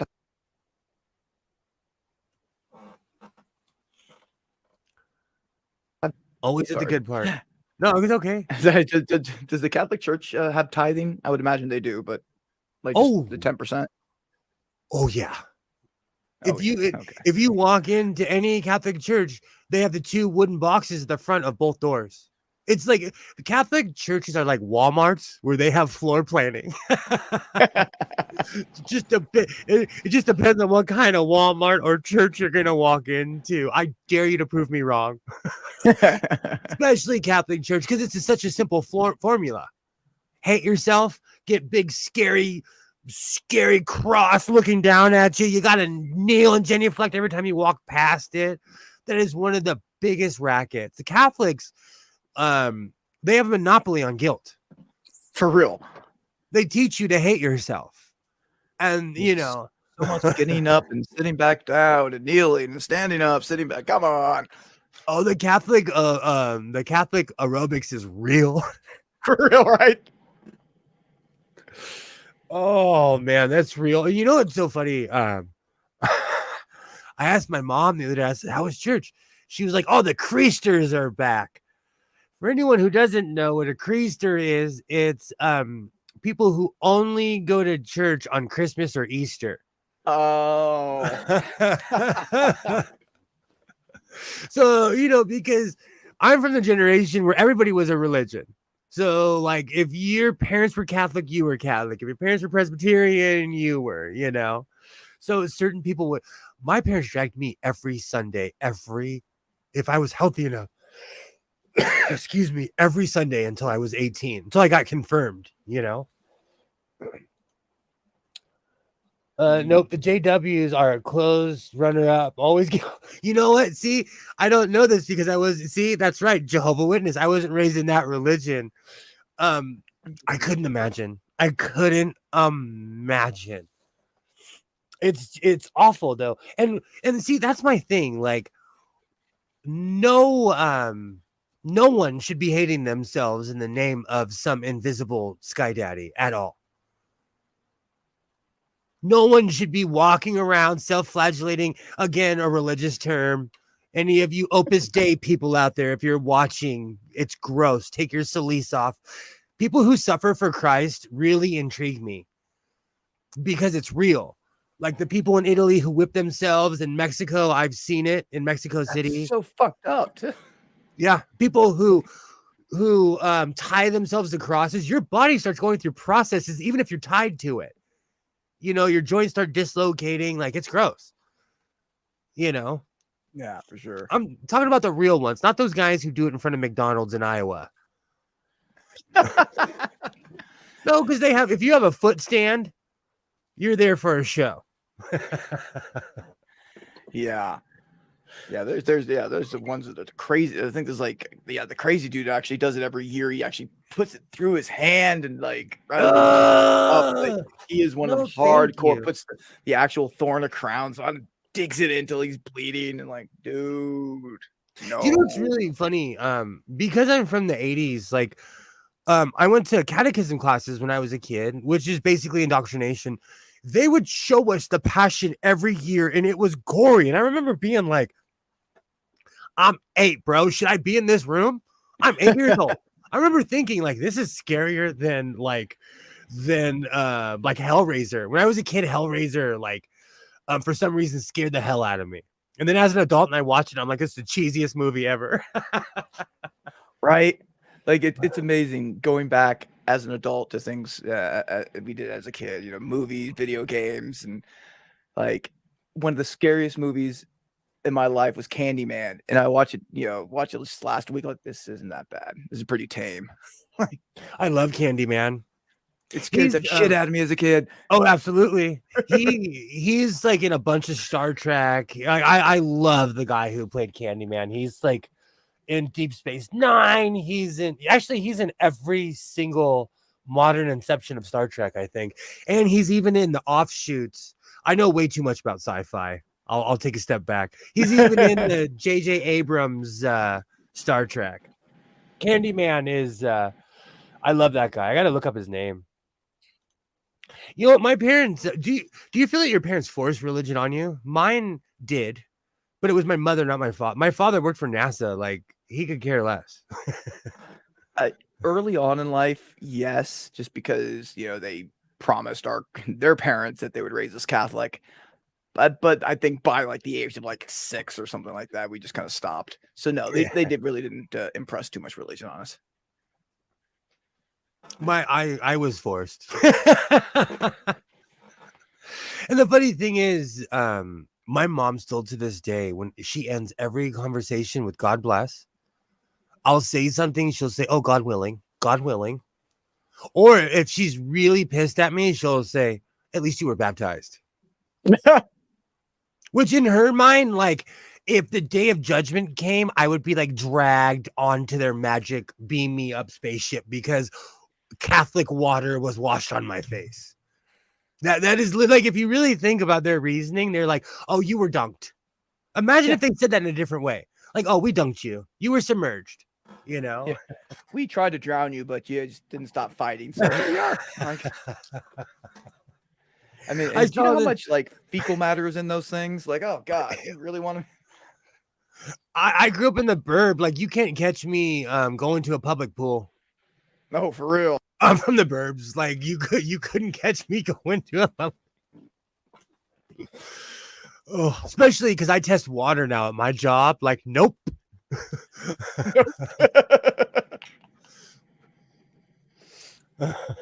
Coincidentally, I got bored one time. I tested Walmart water, water from Starbucks, the Voss, the like $8 water. I tested Perrier. I tested Arrowhead. Same stream, same stuff. Oh yeah. It's quite literally, at least chemically speaking, there's no difference between $14 water and your 99-cent store brand water. You know, it's mostly just filtered tap water with some salt added back to it, right? Exactly.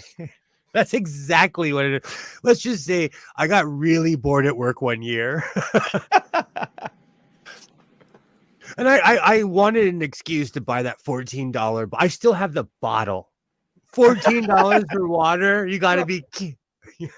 And that was 6 years ago. Imagine how much money that would be worth now. Oh my god, right? It's Can just you insane. But imagine that? Like every time you walk into a freaking like, I want a bottle of water. Here's $20. Like, that's Disneyland prices, because if you think about it, like festivals, these people are on drugs, they're dying, they need water. $15, please. Coachella, I've been take a bunch of water to to Slab City. Boots and Brews, like you name it. Stagecoach. But I went to a lot of these things before they got like super famous, when it was just music out in the middle of the desert. Now I've people pull up never in their been to million. one. Oh, go ahead. I've never been to a like music festival like that before, or a festival, not necessarily a music festival, but it's a festival. They used to be fun, but the older I get, I just don't have the chops to bait, like, because I do not do drugs, they're not fun. Right? The adult in me is like, oh my, I've been walking around my cowboy boots for 8 hours. My feet are throbbing. Give me my air conditioned room and Especially cowboy $16 boots. bottle of water. There was one time I bought a brand new pair of boots. I wore them to a festival. I legitimately could not feel my feet for 2 days. I remember in basic training, everybody has brand new boots, right? Mm-hmm. So like we're trying to bust them in, and we heard that if you wear them in the shower and get them wet and walk around, like you'll bust them in, you'll work in faster. So you see a bunch of naked guys in the shower with boots on, like walking around. To this day, hilarious. Dummies.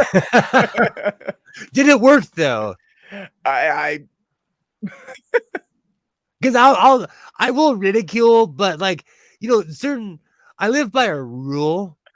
Did it work? Because certain things will look ridiculous, but you're like, did it float? Okay, then it's not ridiculous. Did you crash? Okay, no, then it's not ridiculous. Yeah. There's a certain my gosh, this kilt is weirdly warm. No, because it's cold. And usually I'm shivering by now. This is strange. So have you found your new official wardrobe here? You know what's really funny? Let's have a talk real quick. In my culture, it is like wearing a dress is the biggest sin on earth in the Black culture. Like to wear a dress is like there's, I don't want to give away too many secrets. But like, so my programming is like, this is a dress. But yes, I love the kilt. I absolutely love the kilt. I mean, wedding new boots, it helps the leather stretch to suit your foot. It did, like I whenever I get a pair of Wolverines, like I'll wear them in the rain or something, to break them in. So fair enough. Cowboy boots are the worst though.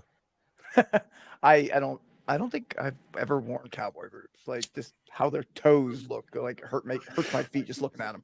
Oh, where am I? I wear wide-toed for that very reason. I have one pair, but I wear wide-toed for that exact reason.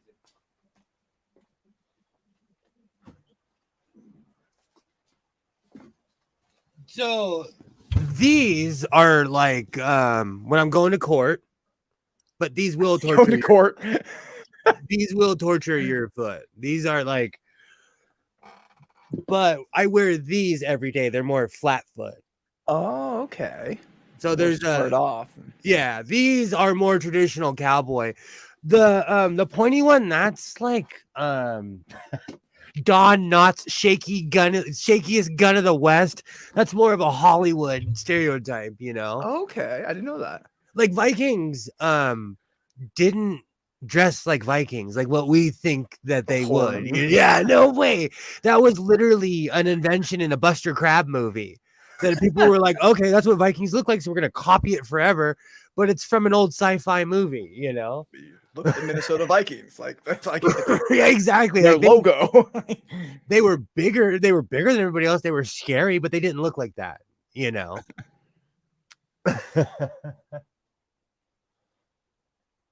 Birkenstocks. Oh, absolutely. Absolutely. When I lived up north, I discovered wool socks. I discovered all kinds of because being from a warm weather city, we don't wear these things. We don't have to layer, you know. I hear so many sirens. There are so many bad drivers. I live by a Oh my freeway. God. I live by a freeway, and like this time of year, it's so many bad drivers. Oh, I'm sure the wet roads plus all the alcohol. I'm surprised. Oh, it's still early. Oh, it is only 8:40. I still gotta go pick up the kid here later. But 20 more minutes until midnight, New York. You know, I'm not I am the worst around holidays because if everyone around me isn't into it, like I could care less.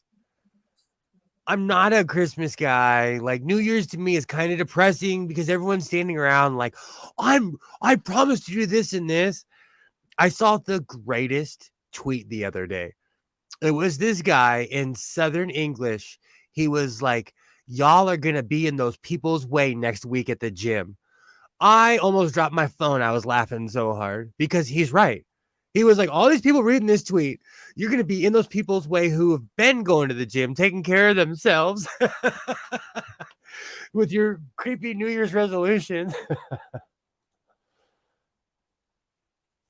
absolutely.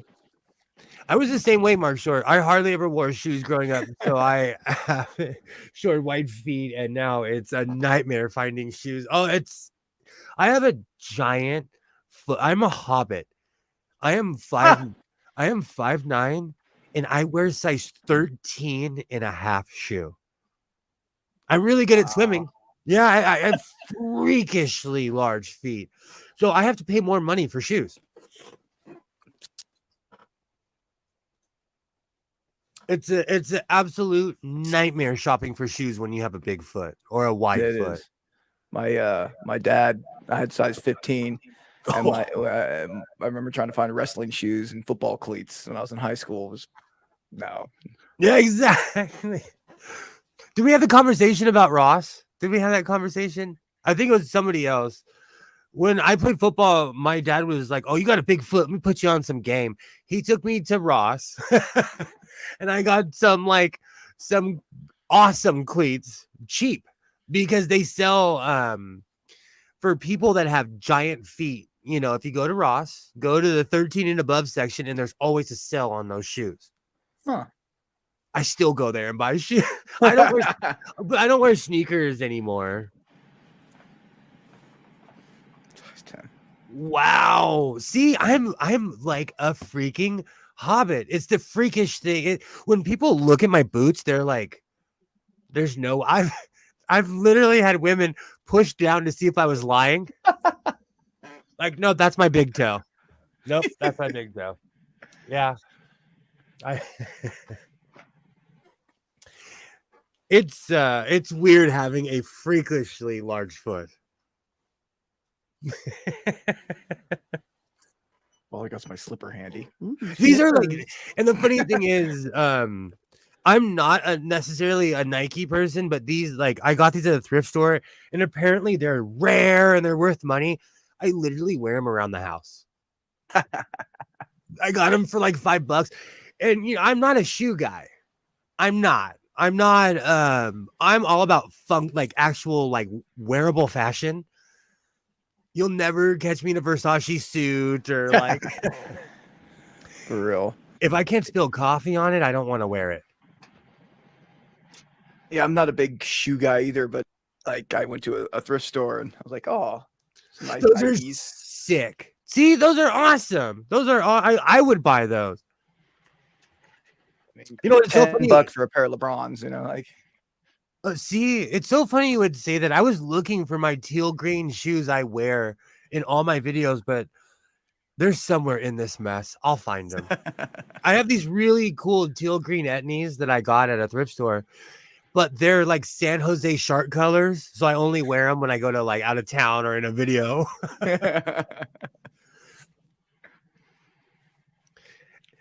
That would be fun. I would laugh if someone tried to take my shoes. Like, I'm old. I am old. Would you buy your kiddo designer shoes? Probably not. I have that old school principle where I'm like, bro, you're gonna trash your, like, I tell my son all the time, like, but because he was raised by me, he doesn't care. But I tell him all the time, like, hey, if you want that, I'll buy it for you. Just seeing, and he's like, no, I don't care. Let's just go to Walmart. I don't care. Like, or Nice. I but he's of that age where he's still active. He trashes his shoes, and he has a pair of Converse that he wears when he wants to be cool, but he's learned, like, okay, I won't wear these when I go to the park. But when I want to impress, speaking of which, he went out on a date. How'd the date go? It was raining, so my ex-wife is friends with her mom. So if he's watching right now, he's probably cringing so hard because I'm telling his business. Yes. He's out with his mom right now. So if you're watching, I love you, kid. I know the whole Just in case family you're probably watching. Yeah. But so he went out, and like my ex-wife is friends with the mom. So around 10 o'clock, they didn't call me. I call my ex-wife, and because it was pouring rain. They were gonna go. We have a place in my town called Candy Cane Lane, where these people, they literally turn their $1 million homes into a light show. Oh, nice. When you move there, you have to sign a contract saying that you will spend you'll spend a bunch of money to turn your house into, like, it's what these people do. It's ridiculous. It's the meaning of excess. So they didn't go, but they did the whole pizza, hanging out and watching TikToks, and it's modern day. But my ex-wife and I were talking about this when we were Isaiah's age. We smoked cigarettes, we drank beer, we like thought we were rebels. These kids are so innocent compared to us. Oh my God, right? So I'm okay with it. Like, I'm okay with it. Right. I look at my kid and like, yeah, he sits in front of his computer and plays games most of the time and doesn't like to do his chores.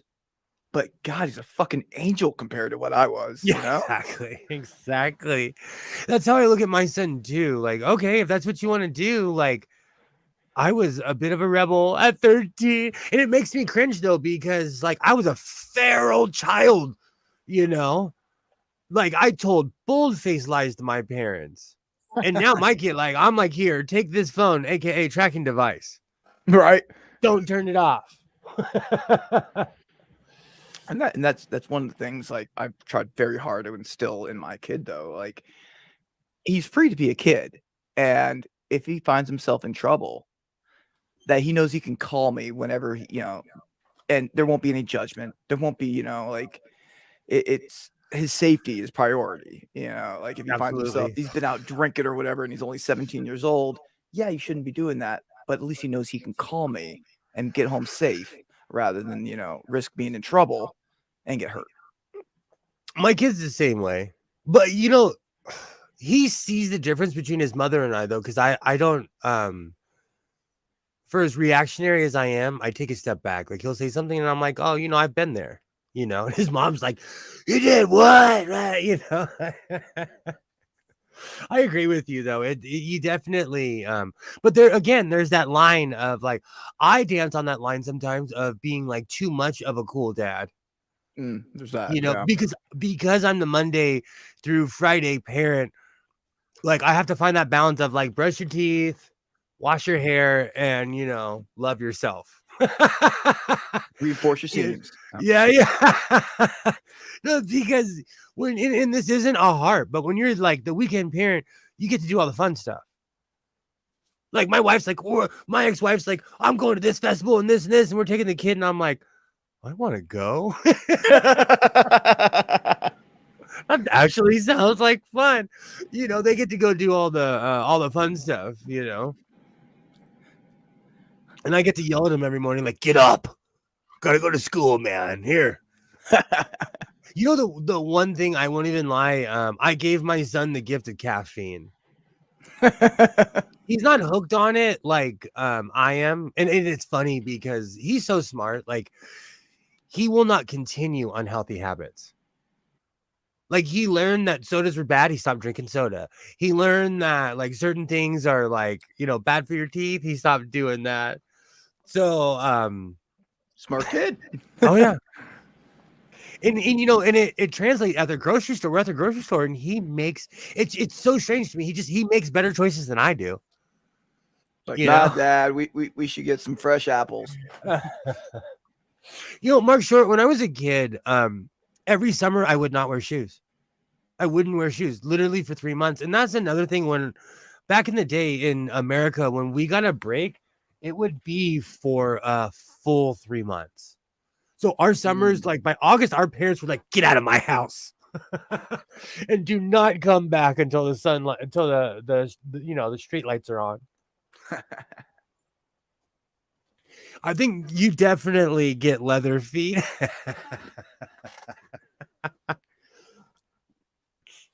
You couldn't get away with that here, though.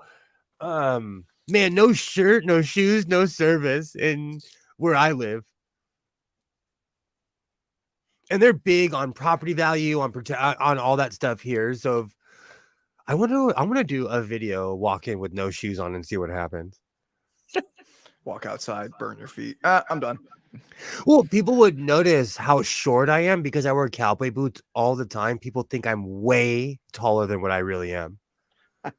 Or my Wolverines, like people, when I say my height, people who see me every day, they're like, you're not, nah. They'll get a measuring tape out and they're like, you're 5'11", you're blah, blah. Like, I'm wearing my William Shatners. I call my boots my William Shatners because they give me the illusion of height,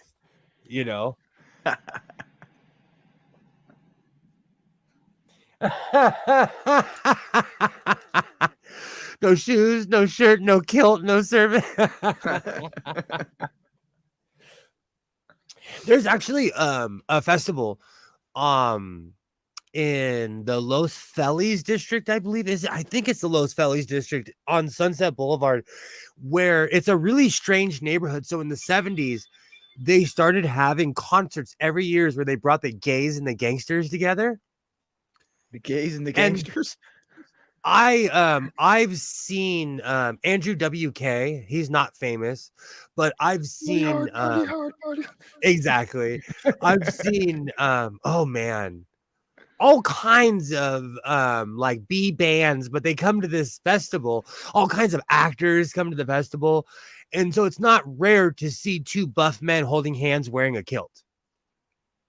So in LA, it's not rare, but on this, I live more on the Republican side of town. You go 10 miles anywhere south of where I live, you're in lefty land, but I live in the more conservative area. But Southern California has that really weird mix. I'm sure it's like that anywhere though, because I've been to the South, and for as much as people were polite, I'm sure they hated me, but they were extremely polite to my face. Just until you turn your back, though. Yeah. So I'm sure most places are like that. And excuse me, let's be real. Human beings are scared of differences. We are scared of what's different. I catch myself sometimes. Someone will be in my neighborhood and I'm like, ooh, I know you're not from here. But then I have to tell myself, like, don't judge. You're out here wearing a kilt and a cowboy hat. It always makes me laugh because, like, I'll pull into my, like, everyone has brand new cars around here. And my flex is it's newer. But when I drive my truck around, people are like, where did this hillbilly time traveler come from? Where did this guy come from?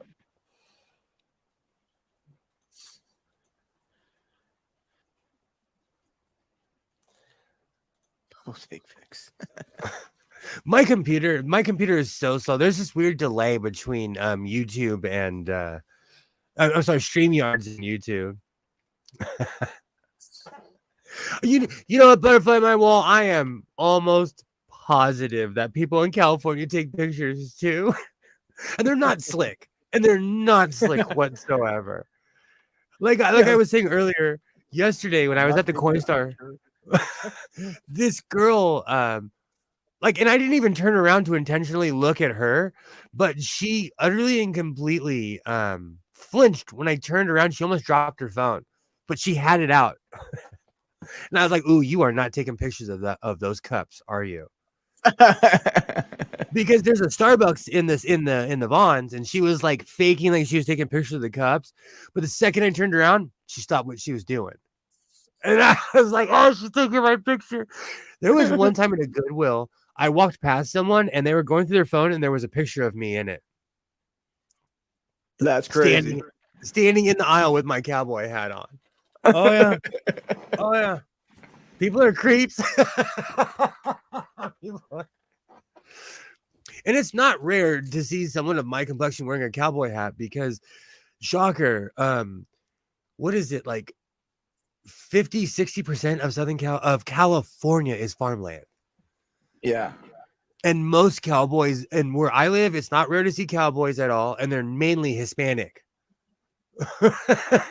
So it's not rare at all to see someone wearing a cowboy hat my color at all. And in when you oh, It's all right. You're okay, good. You're good.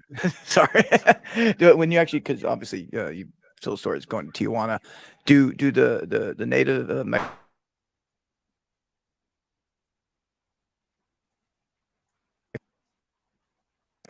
sorry. Are you there? No, you're there. Yes, they the paisas are deep with the mustaches and the hats everywhere. Everywhere. Yes. It's a culture thing too. Like I wouldn't wear my white hat in Mexico because it would indicate something else. Oh, okay. Or I that didn't think about that. I'm a like even in LA when I wear my white hat around, people look at me like you better be a boss, bro. Like you better be in charge of something and not wearing a kilt. It's weird. There's like weird unwritten laws. Interesting. And you know, the white hat means to in other areas to Caucasian people, it's a sign of power. Or like in certain neighborhoods, it's the weirdest thing. There's unwritten laws everywhere, you I know. never even thought about that. Oh yeah, that's one of the reasons I bought the white hat was to totally troll people.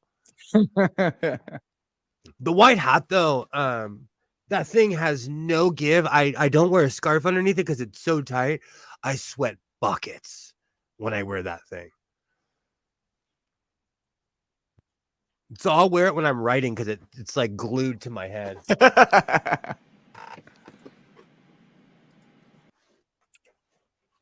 But I actually need to buy a new one. My black one I wear every day. It's so ratty that I have completely sewn it back together. But cowboy hats are like shoes. They don't fit properly until they're almost disintegrated. I love this one. I absolutely love the white cowboy hat. But I'll tell you, I went to a PBR event in Las Vegas and I wore my white hat and no one flinched at me because everyone else was wearing a white hat. Right. So it just depends. It depends. Like, and you know, I had the time of my life. There was a ton of people that looked just like me, just like NASCAR too. When people think of NASCAR, they think of Mississippi or they think of like, you know, but I've been to a ton of NASCAR events in Southern California, and it's just a bunch of people watching cars go in circles.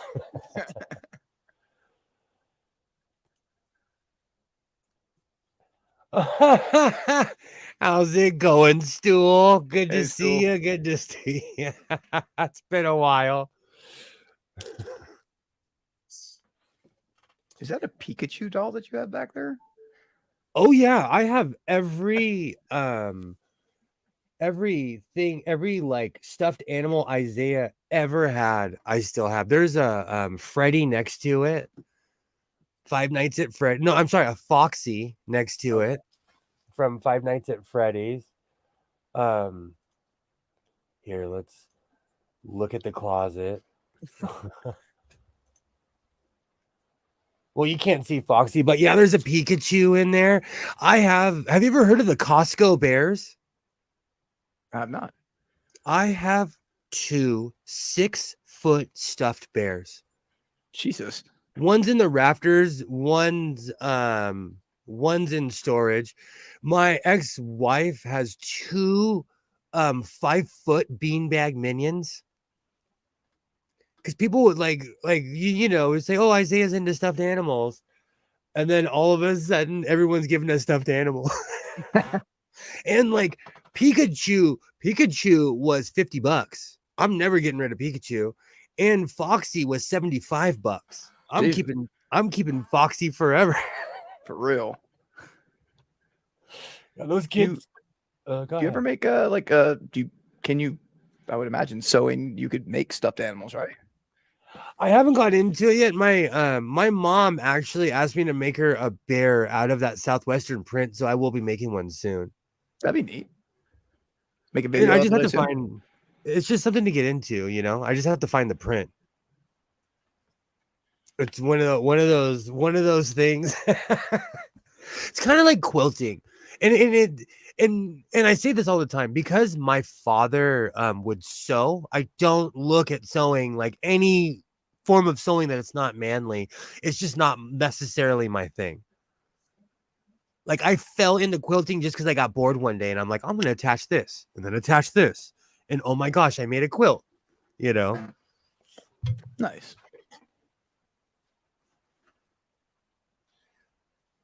Still, if you're still watching, which I doubt you are now, I have my kilt on.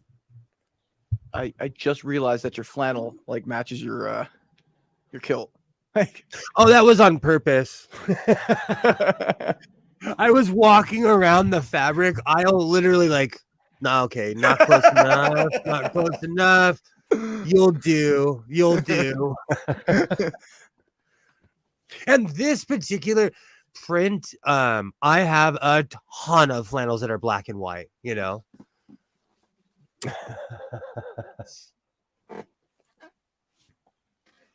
This kilt is weird. I'm gonna say it again. There's a lot of heat generating under here. Kilt is amazing. Are you bragging? Oh.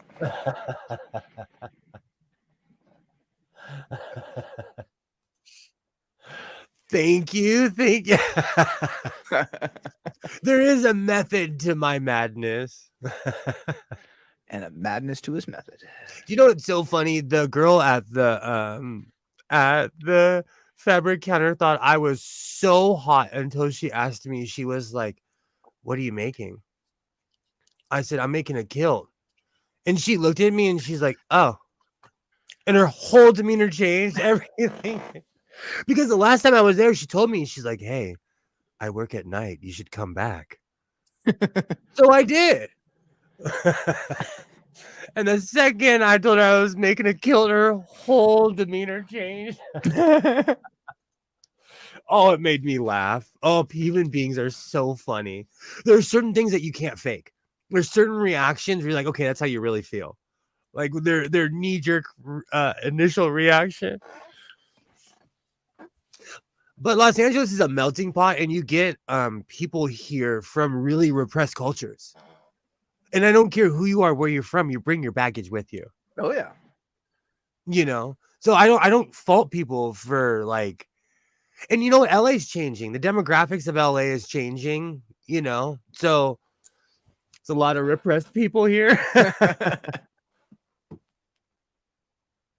A ton.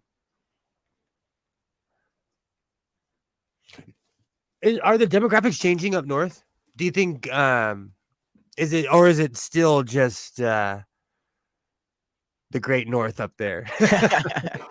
Fortunately, and I think fortunately, yeah, the demographics are changing. You know, they um, up north it used to be just you could not find any person of color anywhere. It's just the Great White North here. Yeah, But I didn't want to say it. but fortunately, we're getting more and more, of different ethnicities from all over the world, and it's a good thing, especially for the food. I was about to say, man, that's the one thing. You guys may have the best pot in the world, but we have great food down here. Oh my God. We have and that's like when I tell people like I love Filipino food, they're like, there's Filipino food? Or I'm like, I love Armenian food. And they're like, what do Armenians eat? Like Food. I have an obsession with Thai food because in LA there's Thai restaurants everywhere. Chinese Penang food. curry. Oh. The yuppies kind of drove out a few places that used to deliver on my side of town, so I'm actually angry when I bring up when I bring up Thai food because they raised the rent. And places that have been in my town, there was a restaurant that's been in my town for 50 something years, and they were like, they raised the rent on us.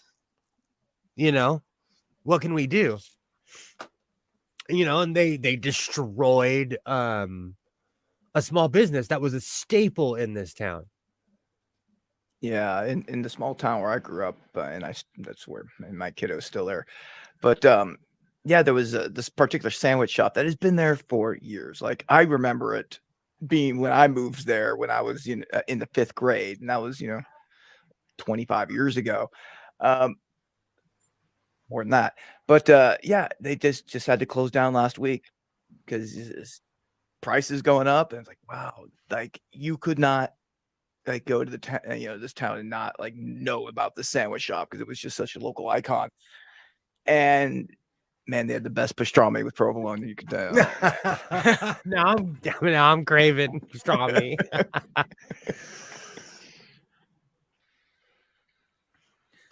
We had a place in this town that was similar to that, but they priced themselves out of business.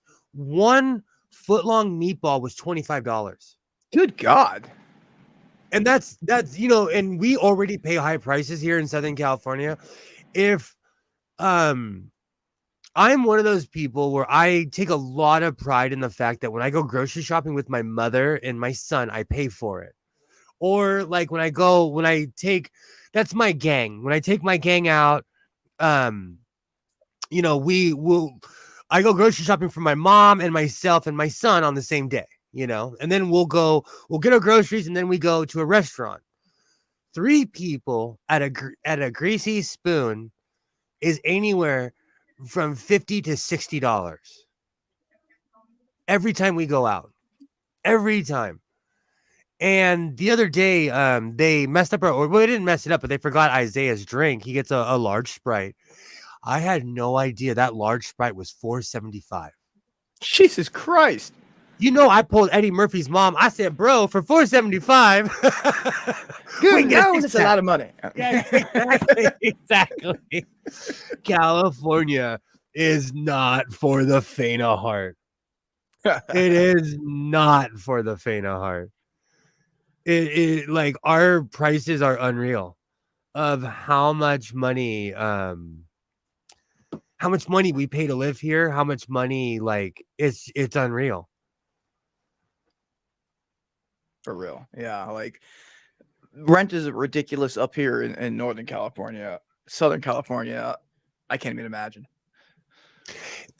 People are on drugs. They're on drugs. When someone's like one bedroom, one bedroom, one bath, $2,500 a month. That's ridiculous.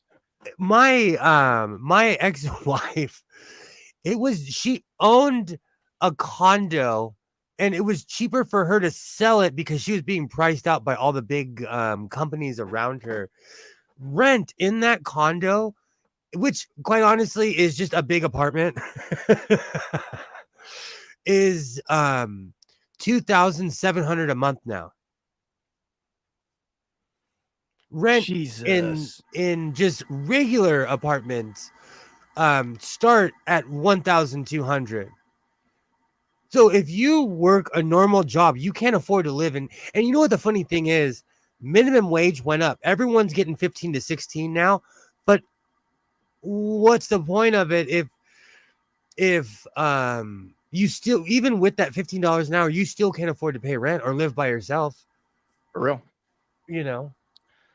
Like, yeah, it's you, people catch so much slack, catch so much flack for, like, oh, blah blah blah. You're living with, family or whatever. Like, it's just kind of what it is nowadays. Like, nobody can make enough money to live on their own, especially the younger generation.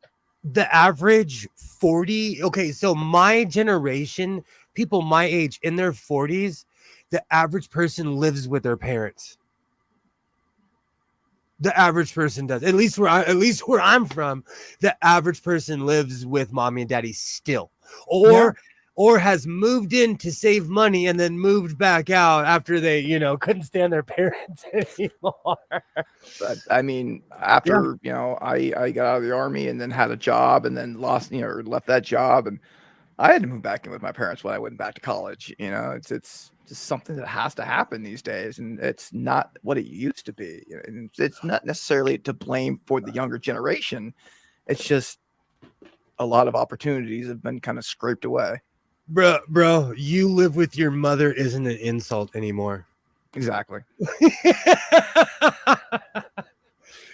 Like I said, the average person. I actually Isaiah's assistant principal at the school lives with her mom and her son, and she has a good job. At least in my mind, she has a good job, you know. And she told me, she's like, I live with my mom, and she's a couple years older than.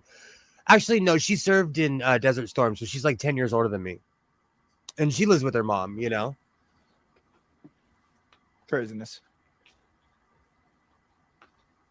He honestly, America's broke. It's really hard times right now in America. You know, that's one thing the politicians don't want to admit Oh, absolutely. is that the country's broke. If Japan, imagine if Japan called in all their loans. Imagine, oh, Liz, good. I thought you got captured by a Yeti or something. It's just sad. It's just sad how expensive things are here. The answer to the problem is always move to. I'm not kidding you. I said on my first live stream when I came back, my friend moved there and bought a castle. I'm not kidding you. She really did. She bought like a 10-bedroom house. The front of her house looks like a castle. And it's for the same price that she was paying for her condo, which is a big apartment in Southern California. And she lived on the rich side of town. She was, but she literally now owns a national park.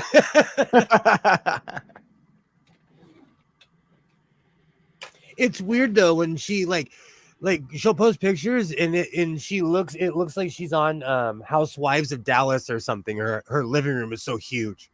But that's why people hate Californians, because we show up and we're like, is $900,000 enough? And they're like, you can buy this entire mountain for that. When I moved to Oregon, I showed up with money, and people were like, people never move here with money. What are you talking about? They're usually moving here because they don't got it. Even 20 years ago, I couldn't afford to work a regular Joe Schmo job and live in an apartment in LA. And I couldn't find any roommates that weren't like crazy. So that was one of the reasons I moved. No Yeti, few side-eyeing, so no sass though. Not too stabby tonight though. And she's not kidding. People treat security guards awful. They really, I really want you to think about that next time the security guards mean to you. Be like, all right, bro, I know you're just doing your job. I'll move along.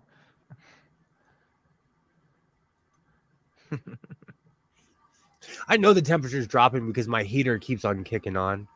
So my ex-wife gave me a Keurig, Oh, and it works. that's. But is it poisoned? I think somebody gave it to her for like a gift at her job. And she was like, "Oh, I know the perfect sucker to re-gift this to. I know a hoarder who would love to have this thing." So I've fallen in love with the Keurig, but I drink pots of coffee. So I make my pot and then I just slowly add with the Keurig onto it. Needless to say, when people are like, "God, was selling, why are you an insomniac?" It's because I drink coffee at 9 o'clock at night. There's a pile of empty K cups. Like, And see, that's the thing. It's not economical for me because I drink a gang of coffee. it's for real. So I think I'm going to stick with my good old coffee pot, but this thing looks beautiful on my desk. It's nice. Like, oh, I just want a quick cup before doing this or that. Yeah. And sometimes I just want a cup, and like when I make half a pot, I feel obligated to drink the entire half of a pot. There you go. And And then you I'm get other things like hot cocoa and things like that for the kiddo. Oh, I didn't think about that. I do have a hot cocoa addiction.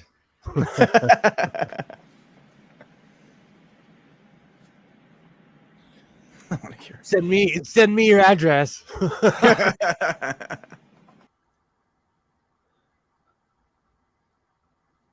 Exactly. I've learned that giving autistic children caffeine is just a recipe for disaster. I was a Starbucks addict until about 3 or 4 years ago when they got weirdly political and people were fighting in Starbucks. I stopped going. And I mean, I had like a $300 a month habit. I learned the hard way to not give my child caffeine. I learned the hard way.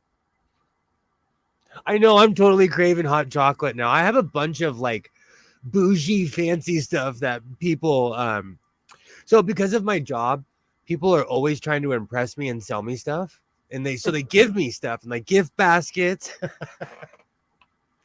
So I get this like bougie weird stuff, and so I'm gonna try out all the fancy hot chocolate.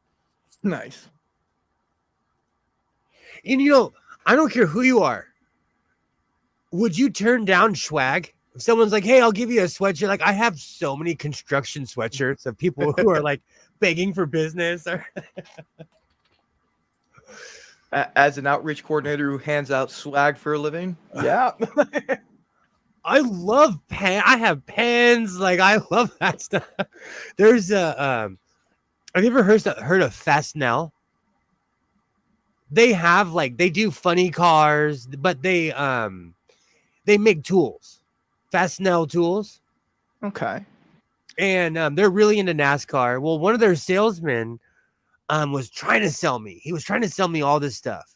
Because at the ranch we have a ball field and all this stuff. And I told him, you know what? Give me a baseball diamond rake and I'll think about it. That guy came back a week later and gave to me for free a baseball diamond rake. You really wanted your business. I almost thought I did some business with him because I was like, you know what? This guy's gone up and like beyond out of his way to hook me up, And I opened my big fat mouth. And he was no joke. I'm craving cans of Bundy rum and coke. Look, we have a couple of cartons. My dispensary had buy one get one free, so I am so glad that I went to the shop before the storm. My dispensary, I just got a delivery today, and they threw in an extra joint plus a free eighth. Oh, see, I have to stop myself from hugging people when they do that. The owner, yesterday, I really get along with the owner of the dispensary I go to because we watch hockey. And he's Russian, So he loves hockey. And so he's like, I gave him my order and he's walking back with another half O. And I'm like, BOGO. And he's like, you already know. And I'm like, oh my, like for the longest time, because I go on a consistent basis, I always miss the sales. Because I'm like, okay, I go every Tuesday or I'll go every Thursday, and like I've been stressed out because I've been smoking more. And I went and I was so shocked when they had buy one, get one free. And to an old guy, when you would go to jail for pot, like it's weird to be able to legally purchase it. It's just weird to me, still to this day, And so when I get free pot, it's like Christmas. It's like that scene in It's a Wonderful Life when they're like, see, Daddy, every time a bell rings, Godless Sewing gets another half O. Like, oh my, I'm like, thank you so much. I've never won anything in my life. I am so grateful. That's why they like me, because I'm like, seriously, you're gonna give me free pot? Can I hug here? I tip heavy. Me too. Exactly. And it's crazy because like not only is it readily available, but I just go online, order it online. They bring it to me. I can pay with my goddamn credit card. Exactly. That got me in trouble too, because I would pay with my bank card and go crazy a little bit. And then I'm like, why do I have 6 cookies, a thing of lemonade, and a half a O? I do go crazy. Have you discovered the drinks? Some of the sodas I've tried before. Did it work on you? I don't think so. I'm hit or miss. It's either what is this doing to me, or I'm literally holding on to the couch for dear life. There's no in between. But I drank this lemonade where I was like, if I ever get through this, I will never drink this stuff again. That potent, huh? Oh, it had me seeing my ancestors. Like that stuff was so strong. I've learned, like I read the labels now because I'm compulsive. I'm like, oh, that looks cool. Oh, that looks tasty. Oh, that edible is only this big. What could it ever do to me? I've learned. I had a buddy over once who he came over and I offered him smoke, and he's like, I don't smoke, but I do edibles though. I'm like, well, I don't have any edibles handy, but I got a bunch of dab and things like that. So I like got some butter real quick and just like, oh, big old glob of dab in there. It would probably end up being like a gram or two. Yeah, exactly. And I mixed in the butter and put it on the toast. He ate it. He called me 2 days later. Dude, I'm still high. See, that's why I don't mess with that stuff. I had stuff to do. I want to mess around and have a flashback. That's why I don't mess with that stuff. You know what, Mark Short, though? Here in America, like it's legal in certain states, but like in other states, they will bust you like it's 1979. They will put you Texas, in jail. They'll hang you. I was shocked when Nevada legalized it, but it makes sense. It makes sense, because everything else is legal there. Why not? It'd be, pot as well. I wonder, do they have any like pot friendly casinos? I'm gonna look that up right now. That would be cool. To Sir Google.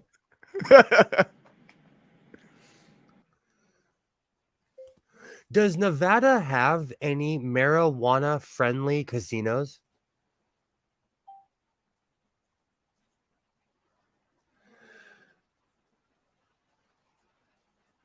Okay, so no, you cannot smoke marijuana in the casinos, but they're not going to arrest you if you're smoking a J on the strip like you would a beer. So what happened is they legalized marijuana for the residents, but it's like California where if you're over 21, you can buy it.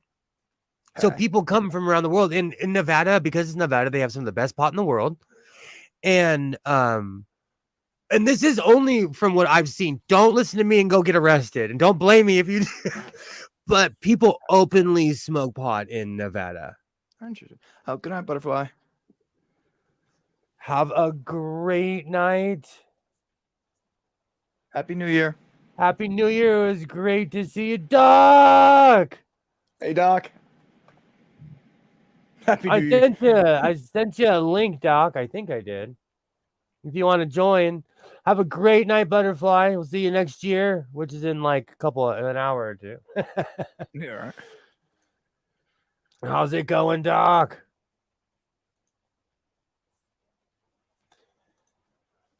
Oh yeah, okay. So in Vegas, and the only reason I say this is because I think I said this last week. I saw a young man live streaming smoking weed on Fremont Street, walking past the cops. I've seen oh, it's okay, Doc.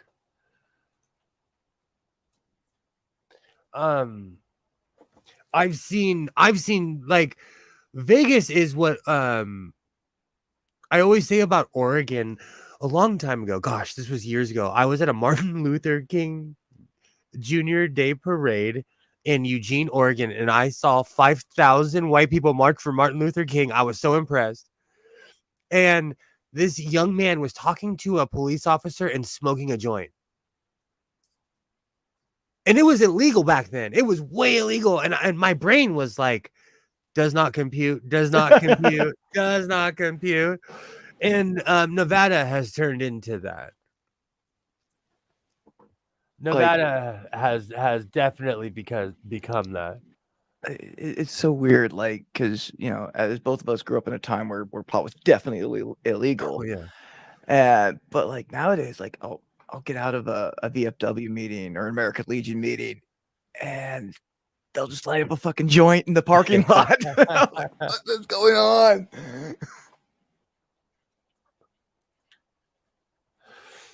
That's crazy. You know what though? That's the one thing that ticks me off is like I did not know. So did you know that in California it was not illegal to smoke pot in your car? They had no law against it up until they legalized pot, where Really? now it's illegal to smoke in your car.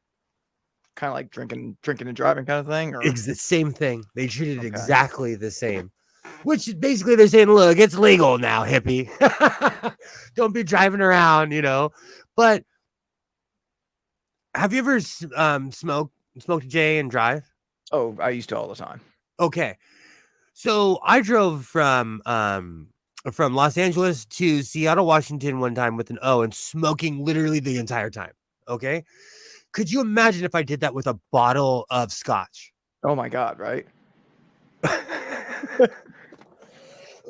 All I did was make Jack in the Box, McDonald's, and everything else along the way rich. Every gas station, I was like, I don't know why I need these ho-hos and this giant 2-liter of Mountain Dew, but I do. Oh, that was a great drive. I miss those drives. I was such a rookie back then. Man, those were the good days. And see, that's how it used to be here too. Like, I went and saw Iron Maiden, Dio, and Motorhead, and pot was super illegal. And we smoked in the Long Beach Arena, and the cops didn't. They literally turned their backs. I smoked at Rock the Bells, the first real rap festival I ever went to, and the cops didn't care. I guess it just depends on where you are, who you are and where you live. I remember I was at a Tool concert at the Golden One Arena, and I remember got lighting up there with my brother, and the security guard was staring at us, and we're like, man, fuck, we're just unless he comes over and tells us to stop, we're just gonna keep doing it. Damn And eventually, right. by the time we were done, they're like, yeah, can you not do that anymore? It was an indoor arena. I gotta understand to a degree. It was the weirdest thing to me, like, because I always had older friends. The first time I went to Vegas with my friends, they're like, dude, we can smoke here. I'm like in the car in this parking lot. I'm like, oh my gosh, if the cops come, we're so gonna get busted. 20-something years later, I now know they film porns in the parking lot of Vegas casinos. They're like, people are barbecuing in the, they're like tailgating for real. people hang out in the parking lots of casinos, and it's seedy. It's not like it's a bunch of weird people doing weird seedy things, but still. Has everyone heard of the online dispensary Mood? See yourself walking by a window on a Pornhub. No, I've never heard of Mood. Of Mood, no. Oh, all right. They've got to be some $1 million dispensary though if they're advertising. I like the more mom and pop ones because I know I'm supporting someone who's growing in their backyard. Wow, they're in Canada and this Oregon. It's the strangest thing. Doc, I have to look that up. That's awesome. There's this thing in my town. They claim they're legal in all 50 states and can mail it to you. But is it actual that pot? Can't be right. Is it actual pot though? That's a federal crime. Because even right now, if I mailed something anywhere out, like Chong got 5 years in prison for doing that, for mailing a bong. Glass, yeah. Yeah.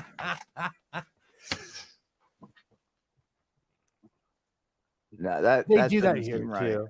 They do that. Actually, they have a rule where, like, basically, if it's anything white, you're gonna go to jail. If it's anything that's not pot, you're gonna go to jail. That's like a real rule here. Yeah, Doc lives in Iowa, and they have weird archaic laws. I can still hear you, but I'm gonna put my black pants on and move a table real quick. But I can still hear you. Outstanding. No, it's really down in buckets here. Well, if California needs something, it's the fucking rain and the snow. God, we need the snowpack up in the mountains real bad, so we can keep supplying you Southern Californians with their water throughout the year. We haven't had a real snow here since 1989. Are you serious? Like a legitimate, like more than an inch or two. And in the lowlands over here.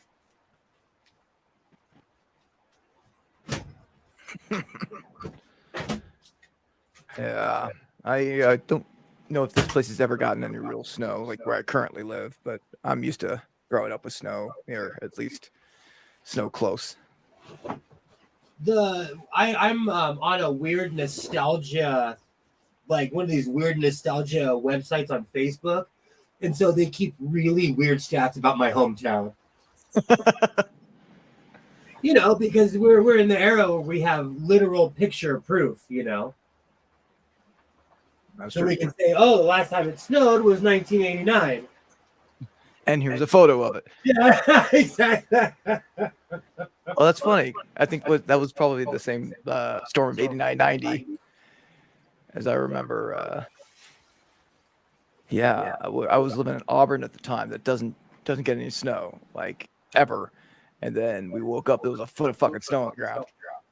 Heck yeah. Oh, man. Lost power. We spent Christmas roasting hot dogs over a freaking candle. I bet it was the greatest hot dog ever, though. Our family was never closer. We were all, huddled up trying to, not freeze to death on a waterbed without power. It's really funny. I feel, it's so funny. I am so repressed. I put pants on and I'm like, repression is good. After the 94 prisons, after the 94 earthquake, we had this coffee table that I considered indestructible. It was just really hard wood with Mexican tiles on top. I slept under that table for 3 months. Jesus. Like, this will stop everything. We lost our power for over 2 or 3 weeks. We weren't in school. All the kids, like, we basically camped out for 2 weeks. It was awesome. We were camping in our own neighborhood for 2 weeks. That's crazy. Yeah. Could you imagine if a real disaster, like if if you lose contact with the government kind of thing, Like apocalypse shit. Oh yeah. But it showed though, and my mom always says, because she was my age now, and she's like, it was funny how everyone was giving except for certain neighbors. There were certain people, because we'd have these huge potluck dinners every night.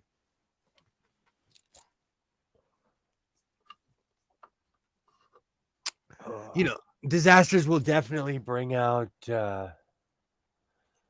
you'll see the real side of human beings. Never seen snow. Wow. So that's crazy to me. I live right now, because it's raining. I live at the bottom of a giant mountain. If I was basically to go north, I guarantee you it is snowing buckets up north. And you probably wouldn't be able to get up there unless you had a 4-wheel drive. It is snowing buckets, I bet. I'm gonna look that up. That's crazy. I remember during that same storm, we had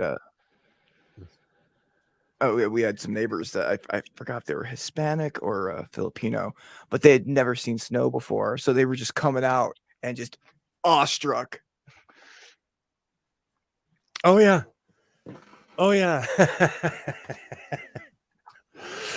It's crazy to me how I had a friend. Oh, I knew that was gonna happen. I had a good friend who lived in Compton, and being from the Valley, I had never experienced Compton, California. It's a different universe. But we worked at a job. We were hanging out one day, and he looks at me and he's like, "I've never been to the beach." And I looked at him. I said, "Bro, you live less than 15 miles from the beach." All of those areas, that, like, when you think of old school traditional Los Angeles, you could get on any bus and head west, and you're at the ocean. Like, all avenues and the ocean in LA, Washington, freaking Sunset. You head anywhere west. And I looked at him, and he was grown, and he had never been to the beach before. So I took him to the beach. He had literally never gone west. Nice. That was more of a neighborhood thing of just being scared to leave his own neighborhood, But because I'm from the Valley, I'm like, bro, get in the car, damn it. Let's roll.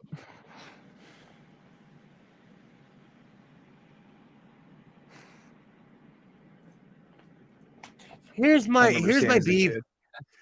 I don't know which one's worse. What do you think worse is, being extremely hot or extremely cold? Ooh.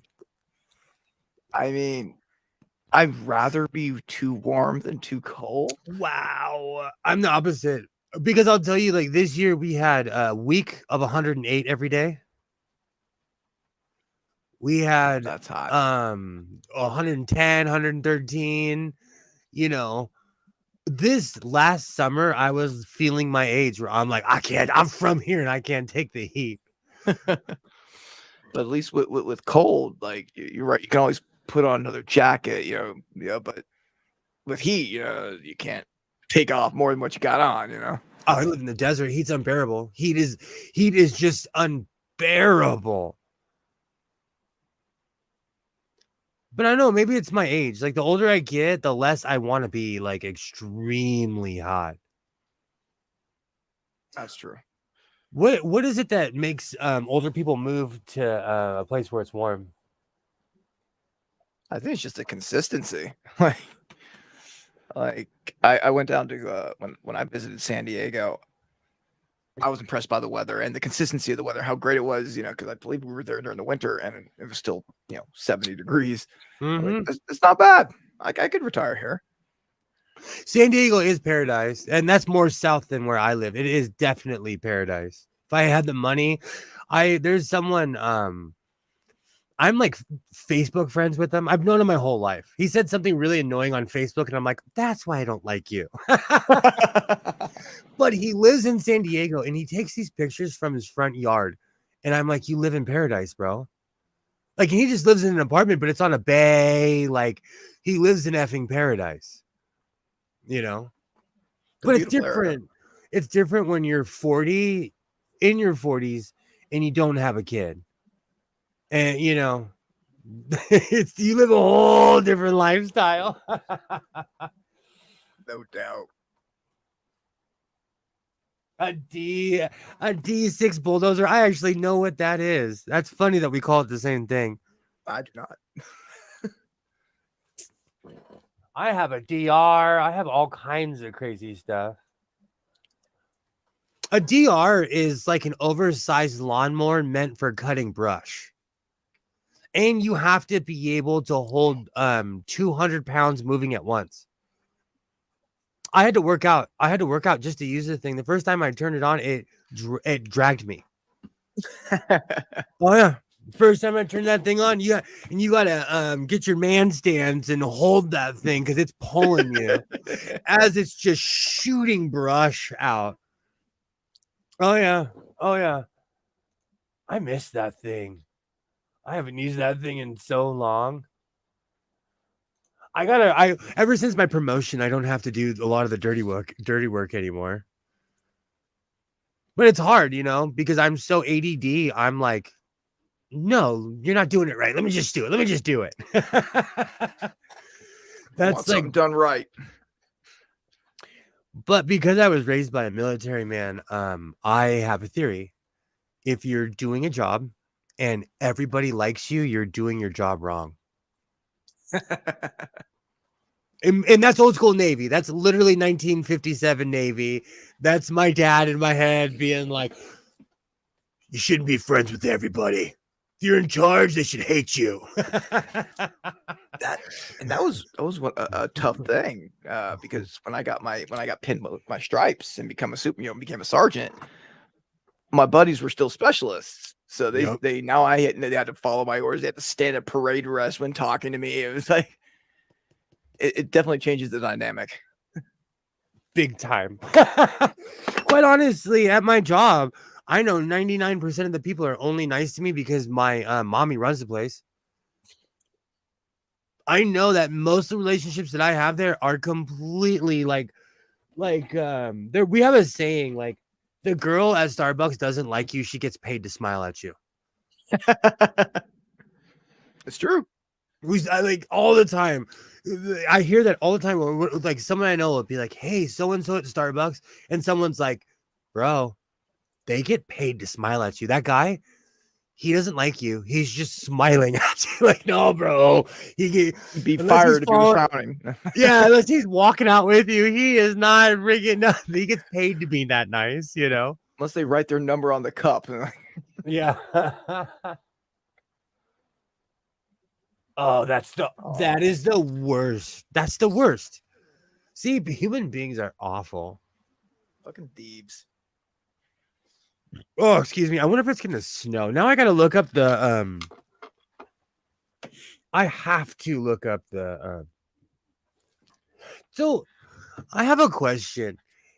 Would I get a copyright strike if I showed another YouTuber's video on a live stream?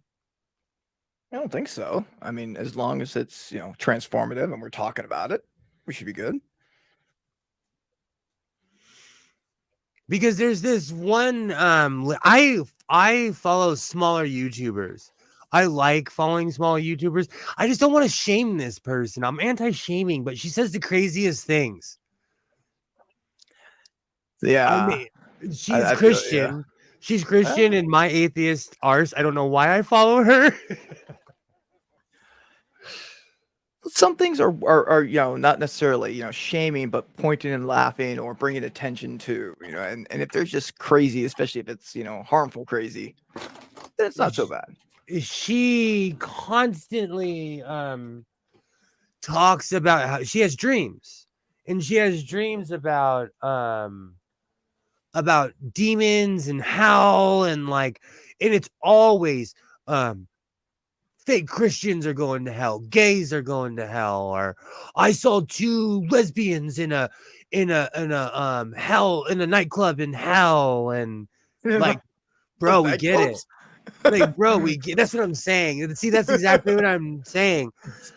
And because I grew up Roman Catholic, I was spared a lot of the weird Christian propaganda. Because if you think about it, like, and I am not pro religion, but Catholics read the Bible and they say take it or leave it. It's more spirituality. It's like, honestly, it's spooky ghosts, and you got to believe in the Trinity, and kneel, genuflect. It's way more repetition. Christians are like, you're going to hell, and here's why. And I'm gonna tell you details. Catholic will just tell you you're going to hell. Stop it. Just the difference, the difference between the two on which books of the Bible they actually find canon and follow. It's like, oh, we don't believe in that book. Why not? Yeah. If you believe in this one and this one, but not this one, it's like the book of Thomas and the book Malachi. of Judas and Malachi. And it's like, I mean, they're good. They're interesting reads, especially the ones that talked about Jesus when he was young. He was a little prick. And like, he was like killing people left and right. I have lost books of the Bible. I had an older print, and the funny thing is, I still don't know where it is. I bought a newer version, and they took a lot of Ezekiel and stuff out of it, which made me laugh because they're censoring. Like, I guess they don't want the unerrant word of God. Christians have more power now. And honestly, I'm gonna say this.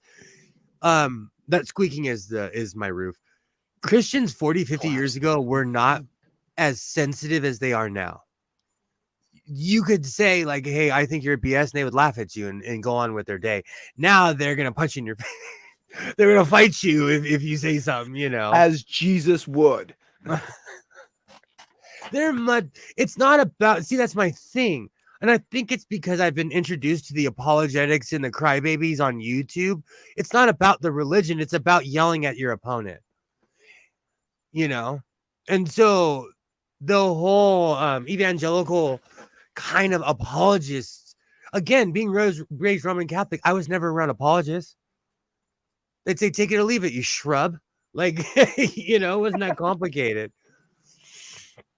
No, this one particular woman I watch, she's constantly talking about, like, let me see. I don't want to shame her too bad, but I guarantee if I go on her page, I'll probably get her a couple more subscribers because people are going to do videos about her. Do it. But I watch the strangest stuff on YouTube. So if you see anything crazy on my, this one has a lot of news on here. All right. What's her name? Chantel. Okay, I knew she'd be in my search history.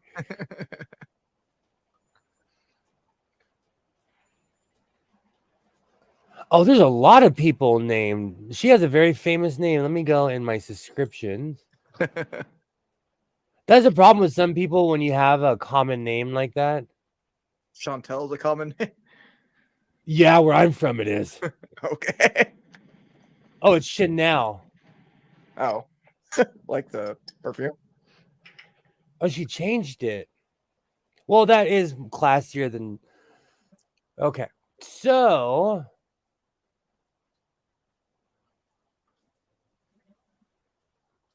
Okay, I'll move my subscriptions so no one gets their feelings hurt if they don't see themselves. No, people are sensitive, Okay. That you're not subscribed to them? Or they'll be shocked that I actually do watch their content. I'm loyal. I'm super loyal. Like, there's certain people I still watch, certain people I don't watch. Okay. Yeah, it's weird. I have like a couple of subscriptions on my YouTube, and I don't even have any content.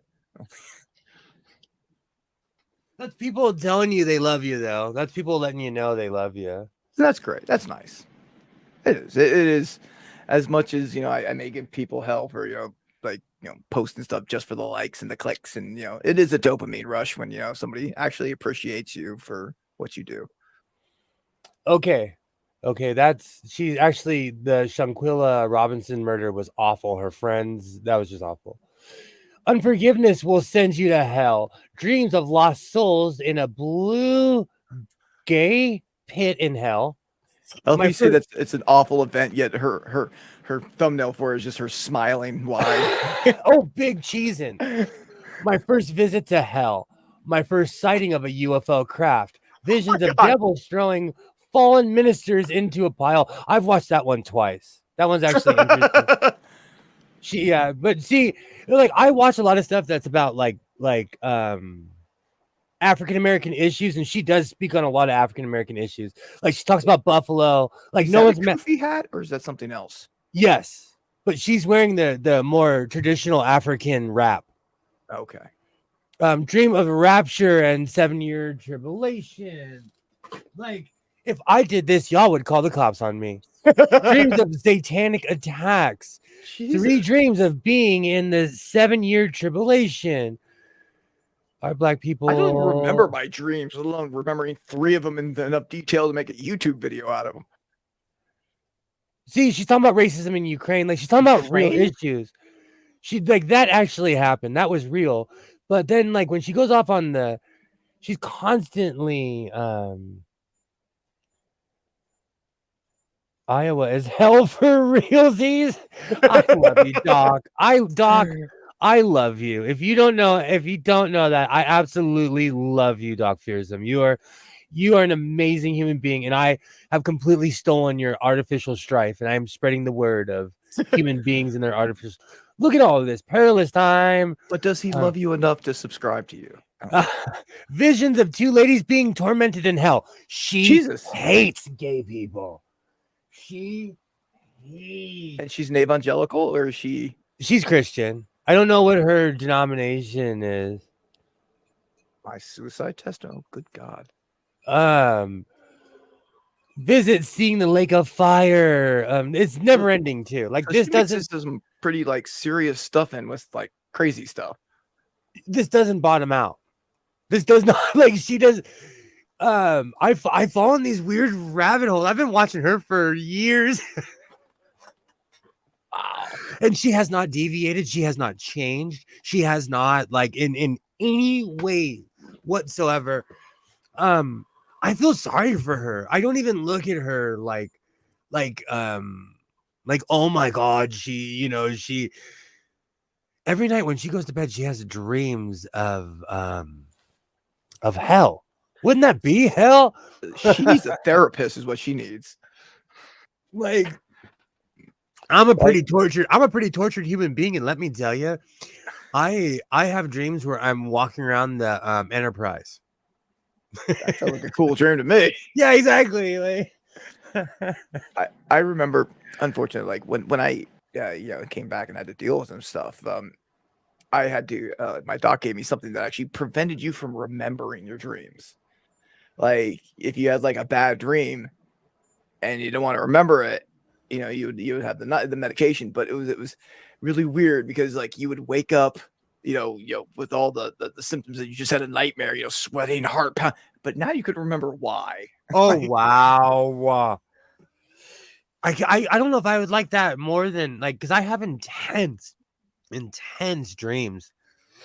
Like to the point where I wake up and I'm like, oh, that wasn't real. Yeah. And I don't know about anyone else, but I dream in color.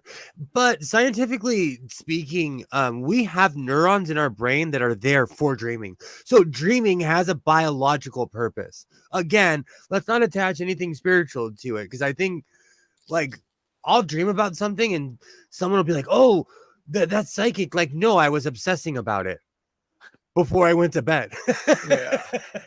And then I had a dream about it, of course, because I was freaking out about something and I passed out and my brain was like, okay, let's keep this ball rolling, Yeah. I love that though when you're having a badass dream and like it's really cool and then you wake up, you're like, wow, that sucked. That they woke up, but then you go back to sleep and like, right back into it.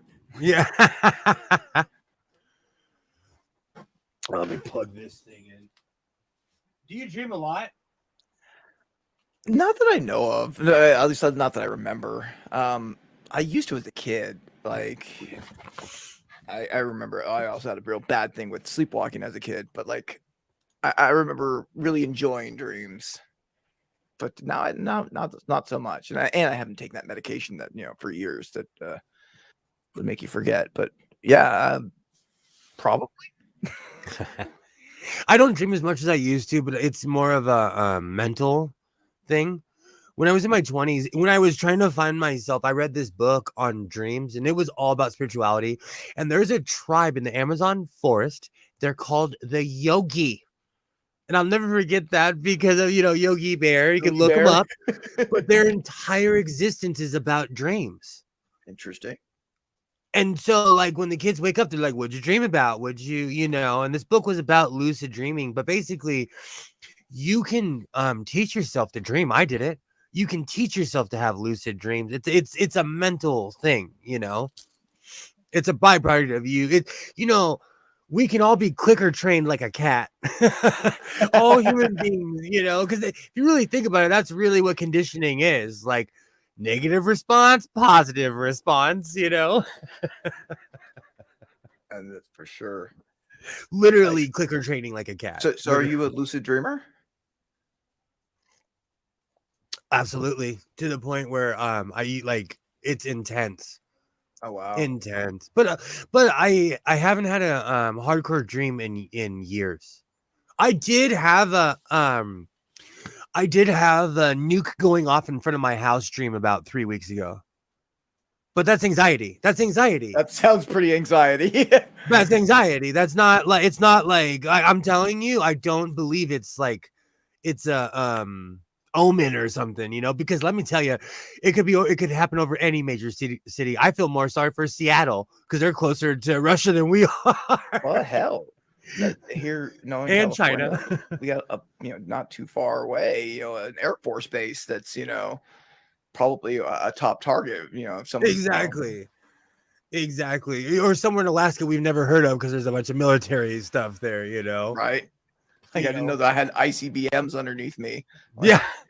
Well, that's every major city in LA. Like, there's a Nike base in every major city. There's one on the hill by my house. There's a nuke literally in the hill by my house. I think it's like, if Armageddon didn't happen, LA would light up like a freaking Christmas tree. For sure. Because there's Nike bases all over. When I was a kid, like, you pull up and the MPs are like, get the F out of here. Go. Okay. Same thing with Edwards Air Force Base. They don't have to be nice. I'm telling you, if you're ever going to Vegas, if you pull off to the side of the road and you're heading east, I'm not kidding you. If you go anywhere to the right, you're on Edwards Air Force Base property. And they shoot first. If you make a left, you can go wander out in the desert and they don't care.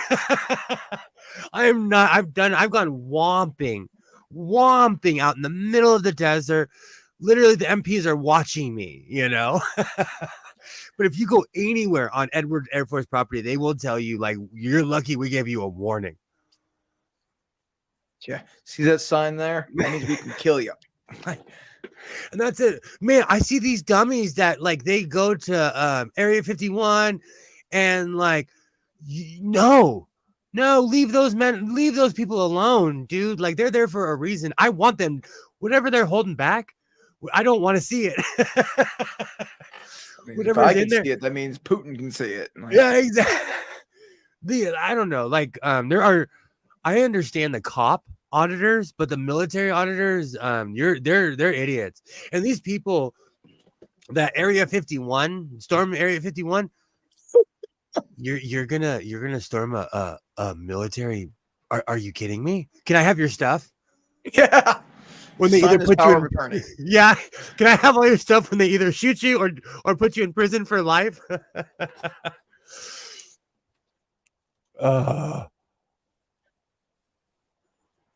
You know what? Honestly, same as they can't stop us all. Yes, they can. Yes, they can. Oh my gosh, they can. You know what, Doc? This will be the first year that I won't hear massive amounts of gunshots because it's pouring rain. Yeah, right. In a long time. Almost New Year's and is that not Mountain Time, but Central? Is that it? Yeah. Yeah, it took me a second too. My neighbor has this really cheap Arlo camera, and she likes to spy on people. And so I have security cameras, but they have night vision, so there's no lights on them or anything. They're just on. You don't know if they're on or off. She has a light that turns on her camera every single time. So lately, when when Isaiah gets dropped off, if she has it on too long, I do this. I literally give her the like, I get it. I get it. You're spying on me. So are 6 cells still illegal or what? You always freeze at the good time, at the good point. Sorry. Oh my god, the fucking lacking up. Yeah, that is a hardcore flashlight, sir. Oh, dude, don't come in my. If you come in my house uninvited, I have things periodically laying around. It's gonna be a wrestling match for real. Like I just recently I had a taser around here, but I actually just gave it to my kid's mom because there was some. She does work with homeless and things like that. She's been having some issues with just people stalking and doing some creepy stuff. Of course. So I was very uncomfortable with her going to work alone. So I was like, here, at least take, a taser, and it was the kind that shoot probes out, and I taught her how to use it and everything like that. But yeah. Oh,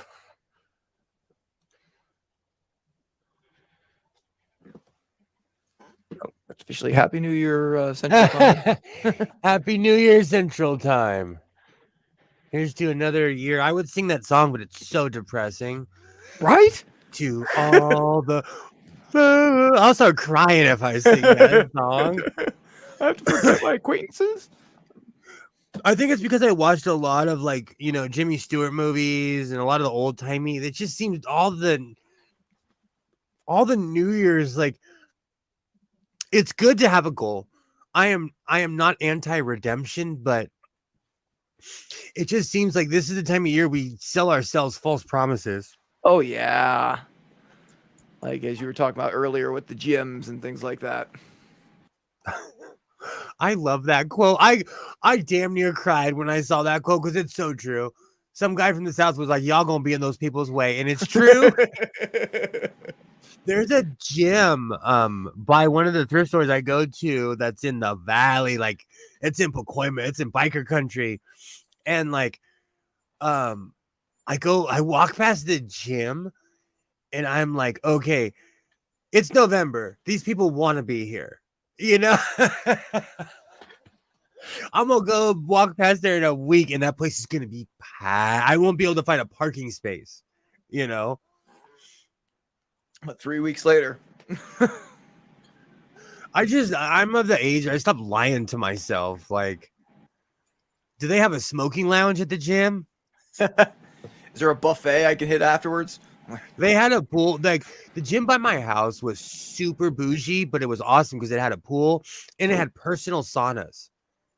So you could like sit in a steam room and turn the turn the water on. You're by yourself though, So I would smoke a J in the parking lot, go swimming, and then go sit in the sauna, I would like to try smoking a joint in a sauna. That'd be interesting. Like, it's too moist. More of a bowl, but it would work. Oh, that's a good idea. Get a glass pipe, you get it lit, it would keep going. There you go. It's a better idea. Same, Marshall. It's so sad. I don't want to start flashing, but I have all kinds of crazy stuff in here. And I wear this at work, but I take it everywhere with me. It's my hatchet. And it's like right within arm's reach. But you know what though? Like I live on the quiet side of town and like around here, man, someone's more likely to get shot, especially if someone like is a crazy home invader and you're going to get shot by someone who doesn't know what they're doing. So they're going to shoot you multiple times. Nothing worse than a wannabe. Nothing worse. Because, somebody who holds their poise, they'll shoot you one time. Like, I told you, you dummy. I told you I was going to shoot you, But a wannabe will put 15 holes in you and then wonder why they're going to federal prison, empty the magazine, reload, and keep firing. Yeah, exactly. It actually happens a lot. People think you have the right to defend yourself, but you don't have the right to murder someone. Seriously. And there's a big if you do it in the process of defending yourself, it's different than just like, oh, I unloaded on this person, you know. Yeah. Like, yeah, the first round scared them and they ran away, but that doesn't mean you have to keep firing at them. Yeah. America is so crazy though.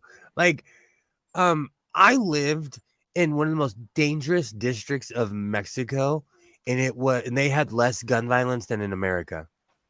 Really? I lived in Leon, Sinaloa for 6 months, and I lived in the other half Sinaloa? of and for another. I lived basically for a year. So I have family Yeah. that lives down there. You know where the cartel's from? Yes, one of them, like the big one, I like got you. El Choppy.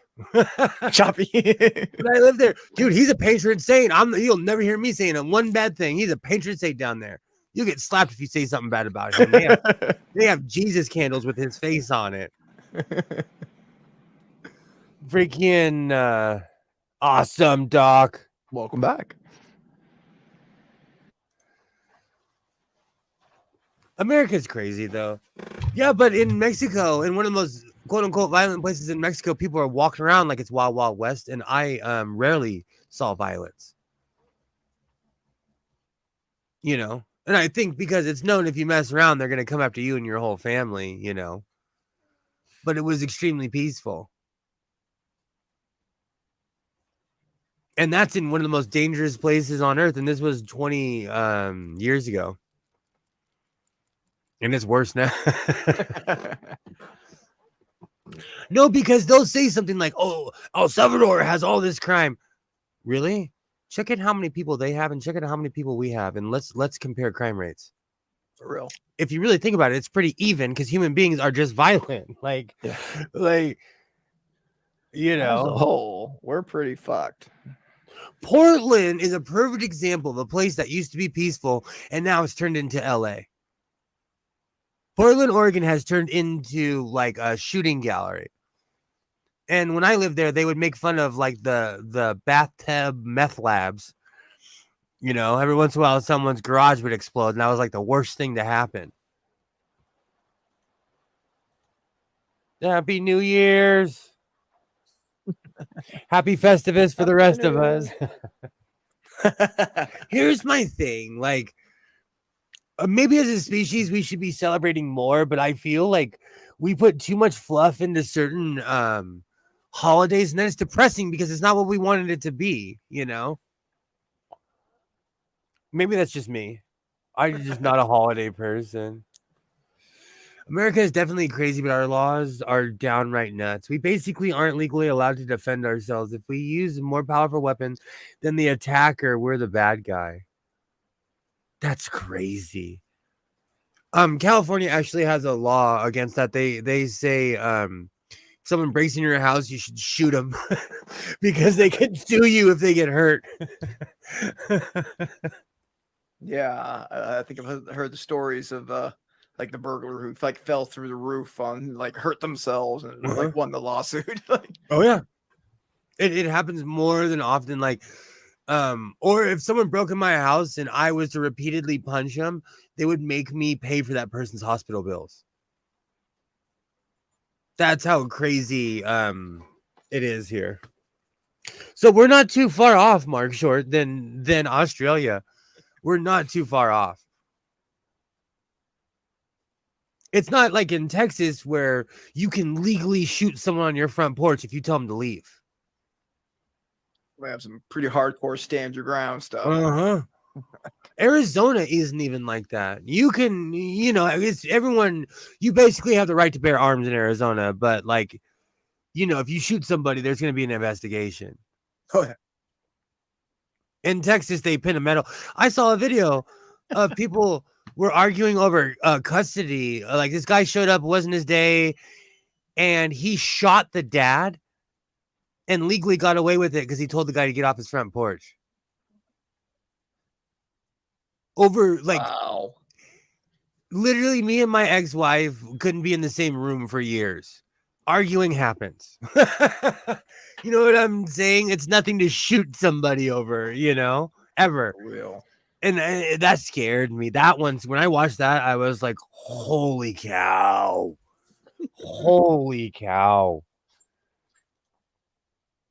Yeah, unfortunately, I saw a couple really intense shootings in my neighborhood this year. I work on armed security, and even if I hit someone who was attacking me, I'd risk losing my job, getting sued, etc. I'm going to teach you those non-evasive holes they teach autistic parents. They teach us some grappling, some hardcore moves. Half Nelson. They're ninja moves, when your kid's coming to like Isaiah, when he was younger, he was a puncher. I was dodge it. Muhammad Ali, like woof, woof. Yeah, and Isaiah doesn't look like a small kid either. He's my size. He's literally he's gonna be a big dude. So my pops, I don't know if it's because he had malaria. My dad's dad was 6'7", but all of my brothers, we are all the exact same height. All of us. But my dad had hardcore like malaria as a kid. And malaria does mess with you Interesting. for the rest of your life. And I don't know. Genetics are funny. They are. You think I know my blocks.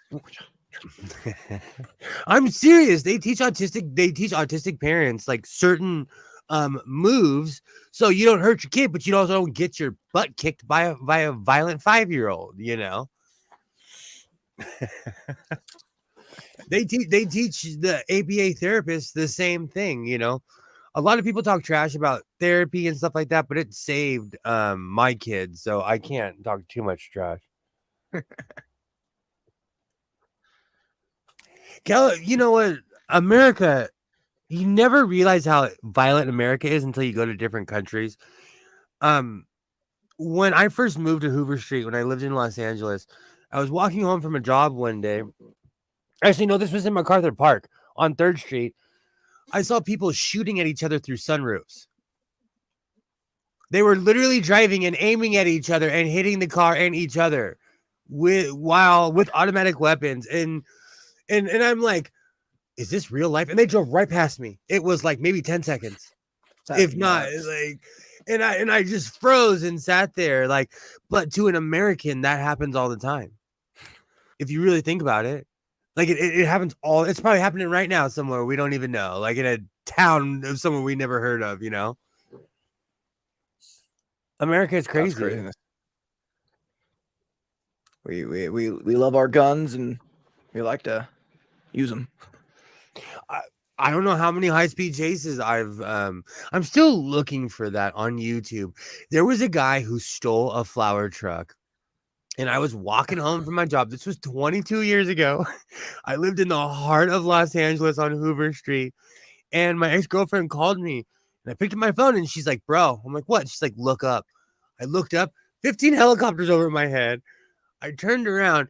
This guy's driving a flower van with 20 LAPD behind him. The look of desperation on that man's face was seared into my skull. Like right now, I can close my eyes and just see his face because he knew he was so effed. It wasn't even funny. He knew he was effed. But if anyone's ever looking for it, it's the chase ends in MacArthur Park, California. It's a park in the heart of Los Angeles. It was a flower truck 20-something years ago, and there's a footage of young Mr. Sewing walking home from a job. I froze too, because I had never seen anything like that in my life. It was a spectacle. You turn around and literally, like, the stuff you see in the movies is happening in real life, That's nuts. My dad would let me and my brother go at it, and my brother was 5 years older than me. My father was a heavyweight pro boxer who was a complete nutcase. I learned to block very quickly growing up. Do you think that like my sister married a man who played for the Los Angeles Raiders? Okay, he had what we call CTE, and because of being hit in the head a bunch of times, he went crazy in his 50s. He went like cuckoo for cuckoo. He'd lock himself in the bathroom and smoke. Like they lived up north too, so they had way better pot. CTE is real, you know. Oh, for real. And we're just finding that out now. We're just finding that out. Like, oh, why did so and so go crazy after their career? Maybe because we're not meant to get hit in our head a gajillion times, you know. Yeah, and just looking at all the new helmet tech that they got going on, and it's like, you're still smashing your fucking head again and again and again. We're not. Our brains are not meant to touch the side of our skulls. For real. We're not meant to hit our heads. That's why you like fist fights are illegal in certain places because you could actually kill some. I knew someone that did 7 years in prison over a fist fight because they ended someone's life. Man. They didn't know this person had a condition. This person probably didn't even know they had a condition, but they got 7 years flat for murdering someone. Yeah. No, all it takes is one punch. Yeah. One push, one shove, and they bunk their head. Yeah, it's not worth it. Oh yeah. You even in like in a everyday sense, you can get a detached retina in a fist fight. Yeah. You could like people don't. That's why we're not becoming more violent. We're just watching each other because people are like, oh, humans are becoming. No, we just have cameras, so we see how violent human beings really are. Nothing's changed.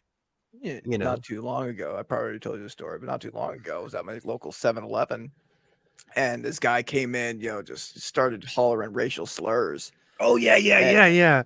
And like, dude, what the fuck, man? And we got in a freaking fist fight over it. People are crazy. That's what I'm saying. People are crazy, you know.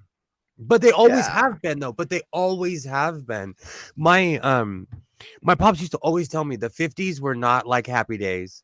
He'd say that all the time. He used to tell me the 50s sucked. You want to know why? Because he was alive. He lived that, you know. He lived it. So the 50s did suck. How's it going? How's it going? Well, and that's another thing. We claim that we're civilized, but we're not. We're not. Do you think pre-Ukraine, we would brag about how society had become so much better because we don't have wars. And even when we do have wars, less people die. You know, but look at how many, young Russian men are needlessly dying right now. Because the Ukrainians are picking them off because they're not trained. You know, so it's crazy. War sucks. It does. That's what I'm saying. So, society, man, we're a mess. Yeah. And do you think? I think peace is unobtainable. It's tough, because obviously most people want peace, right? Most people want to get along, but it's the people that we keep electing to office to represent us that are the hawks. Do you? Okay, I'm gonna play devil's advocate for a reason. I mean, for a minute. Do you think they do it for a reason? Like, let's say our politicians like, okay, there's X amount of coal left, so we're gonna go destroy this mini island to protect all the coal for the future. Or do you think they're only thinking about themselves? I think it's a good combination of the fact that we as a country like to take resources from other countries, but also the military industrial complex. So many of our politicians have their hand in the pockets of these Lockheed Martin and Raytheon. So even if we lose the war, they're making money. Exactly. First, I'm gonna say, "Yay, bus!" Yay, bus! And second, Mark Short. When I was 12 or 13, these these gangster kids were they were gonna jump me, and they were running towards me, and I hit one in the face with my skateboard, but I hit him with the trucks right on his nose, and I completely collapsed his sinuses. And his face exploded, and his friends dragged him away. It scared me more than it scared him. Let me tell you, I never swung an inanimate object at a human being again after that, because I honestly could have killed the kid with my skateboard. Yeah. But it was self-defense. I was a kid. There was 4 of them and 1 of me. They never mess with me again. I bet. And the sad thing is, when I moved back to my hometown, 30 something years later, I see these people. And out of all the people that claim to be gangsters or tough guys, only one I saw has a steady life and isn't a complete scumbag. Only Isn't it one. funny how that works?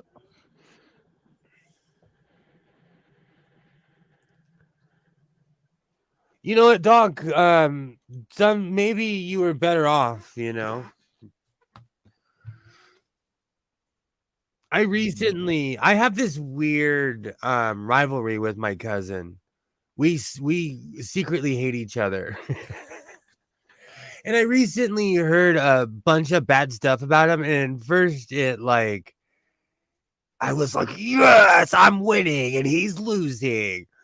And then the part of me was like, oh, but he has to live with my abusive uncle. No. But like I said earlier, the average person my age is living with their parents. My cousin is only a year older than me, and he's not rare. And he has 2 kids. And he lives with his parents with 2 kids. Especially with kids. I mean, and the thing is, like, how many, like, being so individual is such an American thing. Like, how many other countries, it is super common to have a nuclear family like that. You live with your grandparents, you live with your parents, they all help raise the family. Forever. I actually know quite a few Vietnamese people. I know people from Southeast Asia.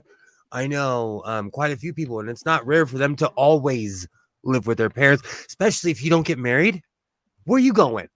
Where are you going? Where are you going? If you're not getting married,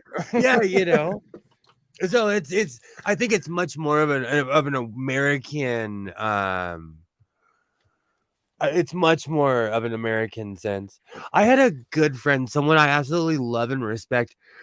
Her father was really abusive, piece of crap, and he had a stroke.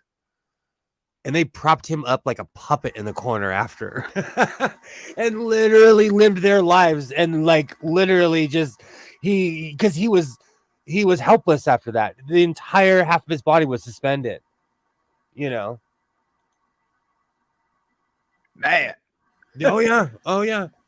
But I actually know someone that's extremely angry, and he recently had a stroke, and I look at that as a sign, because I see a lot of myself in this person, and I'm like, if you continue down this path, you will die of it. That is you. Yeah, in about exactly. 5 years.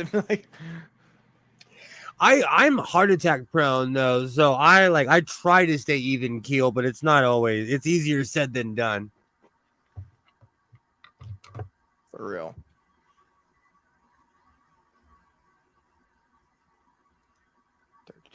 Wow. Yeah, man. It's New Year's.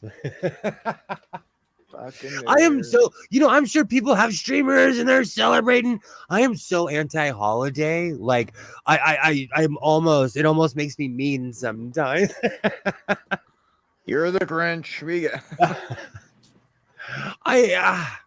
I think like when we have Secretary's Day, be nice to your secretary. How fucking hard is it? And technically, isn't Christmas every Sunday if you're a Christian? Right. Because as a Catholic, we would go to midnight mass. Like when I was being raised, Christmas was about Jesus. It wasn't about you. You were just lucky to get gifts. We had to go to church. We had to suffer to get our gifts, go to midnight mass. I forgot about that. I used to dread that. I used to dread going to midnight mass as a child. It was torture because I'm like, oh man, I got to go to bed after that and then wait to wake up my gifts.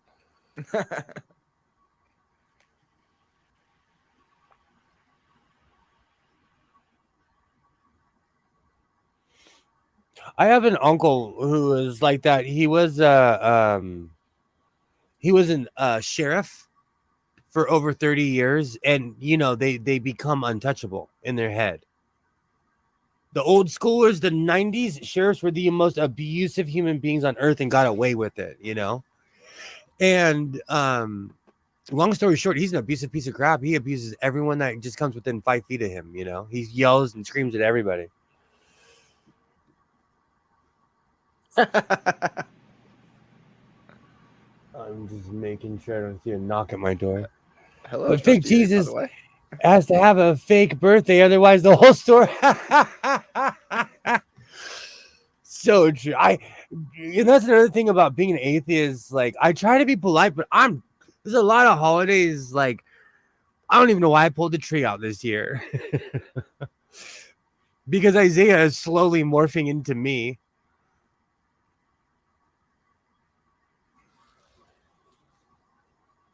If you ask him, he'll say, Isaiah dig Christmas and all that? well, he now tells everyone he's an atheist. And they're like, oh, you're dead. I'm going to talk to your father. I'm going to talk to your father. He said it at my dad's funeral, and we were in the back. 50 people turned around and looked at me. They all just were like, and they were like looking me in the eye too, because I grew up with every single one of those people in the back of that room. I was like, oh, you should not have said that so loud. That's fantastic. Oh yeah.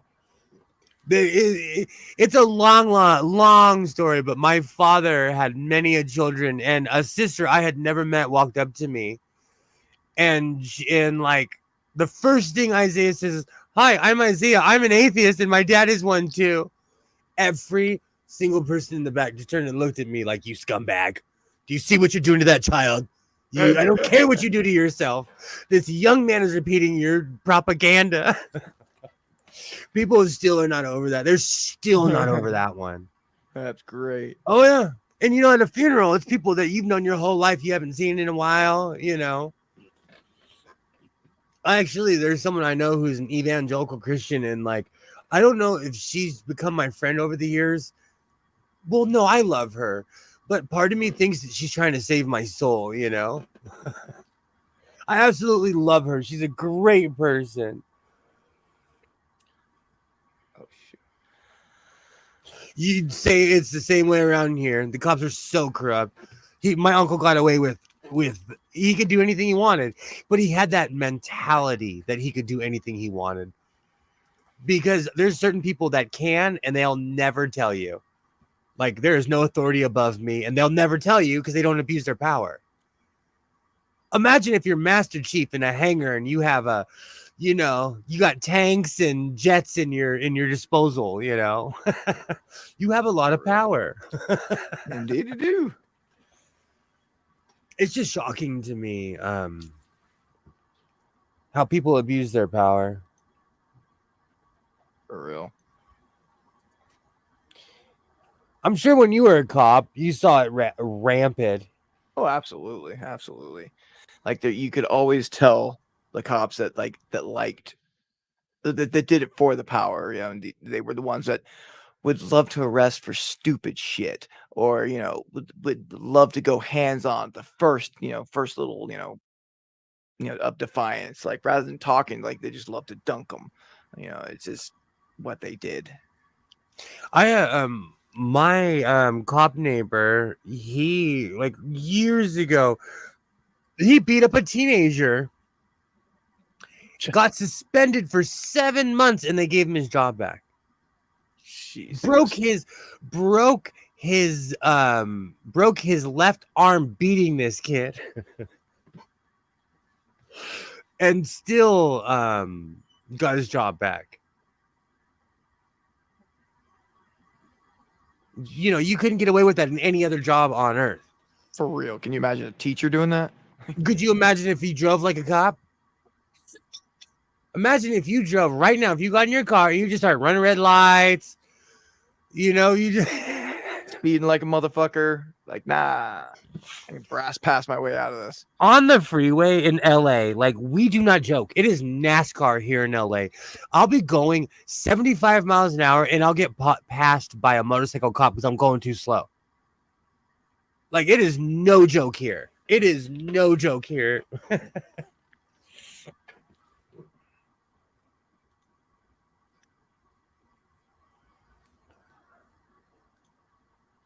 Oh, shoot. Well, brother, unfortunately, I gotta get skipping here. I gotta go call the kiddo. I know. I'm gonna. Well, I'll end it here. Then it was. You know what? It was great seeing you guys, and you know, just remember that we're not around. We're not around these abusive people anymore, and I think that's what's important. You know, and We have this just community. exactly coming together. Like I absolutely love seeing Mark, Doc, Liz.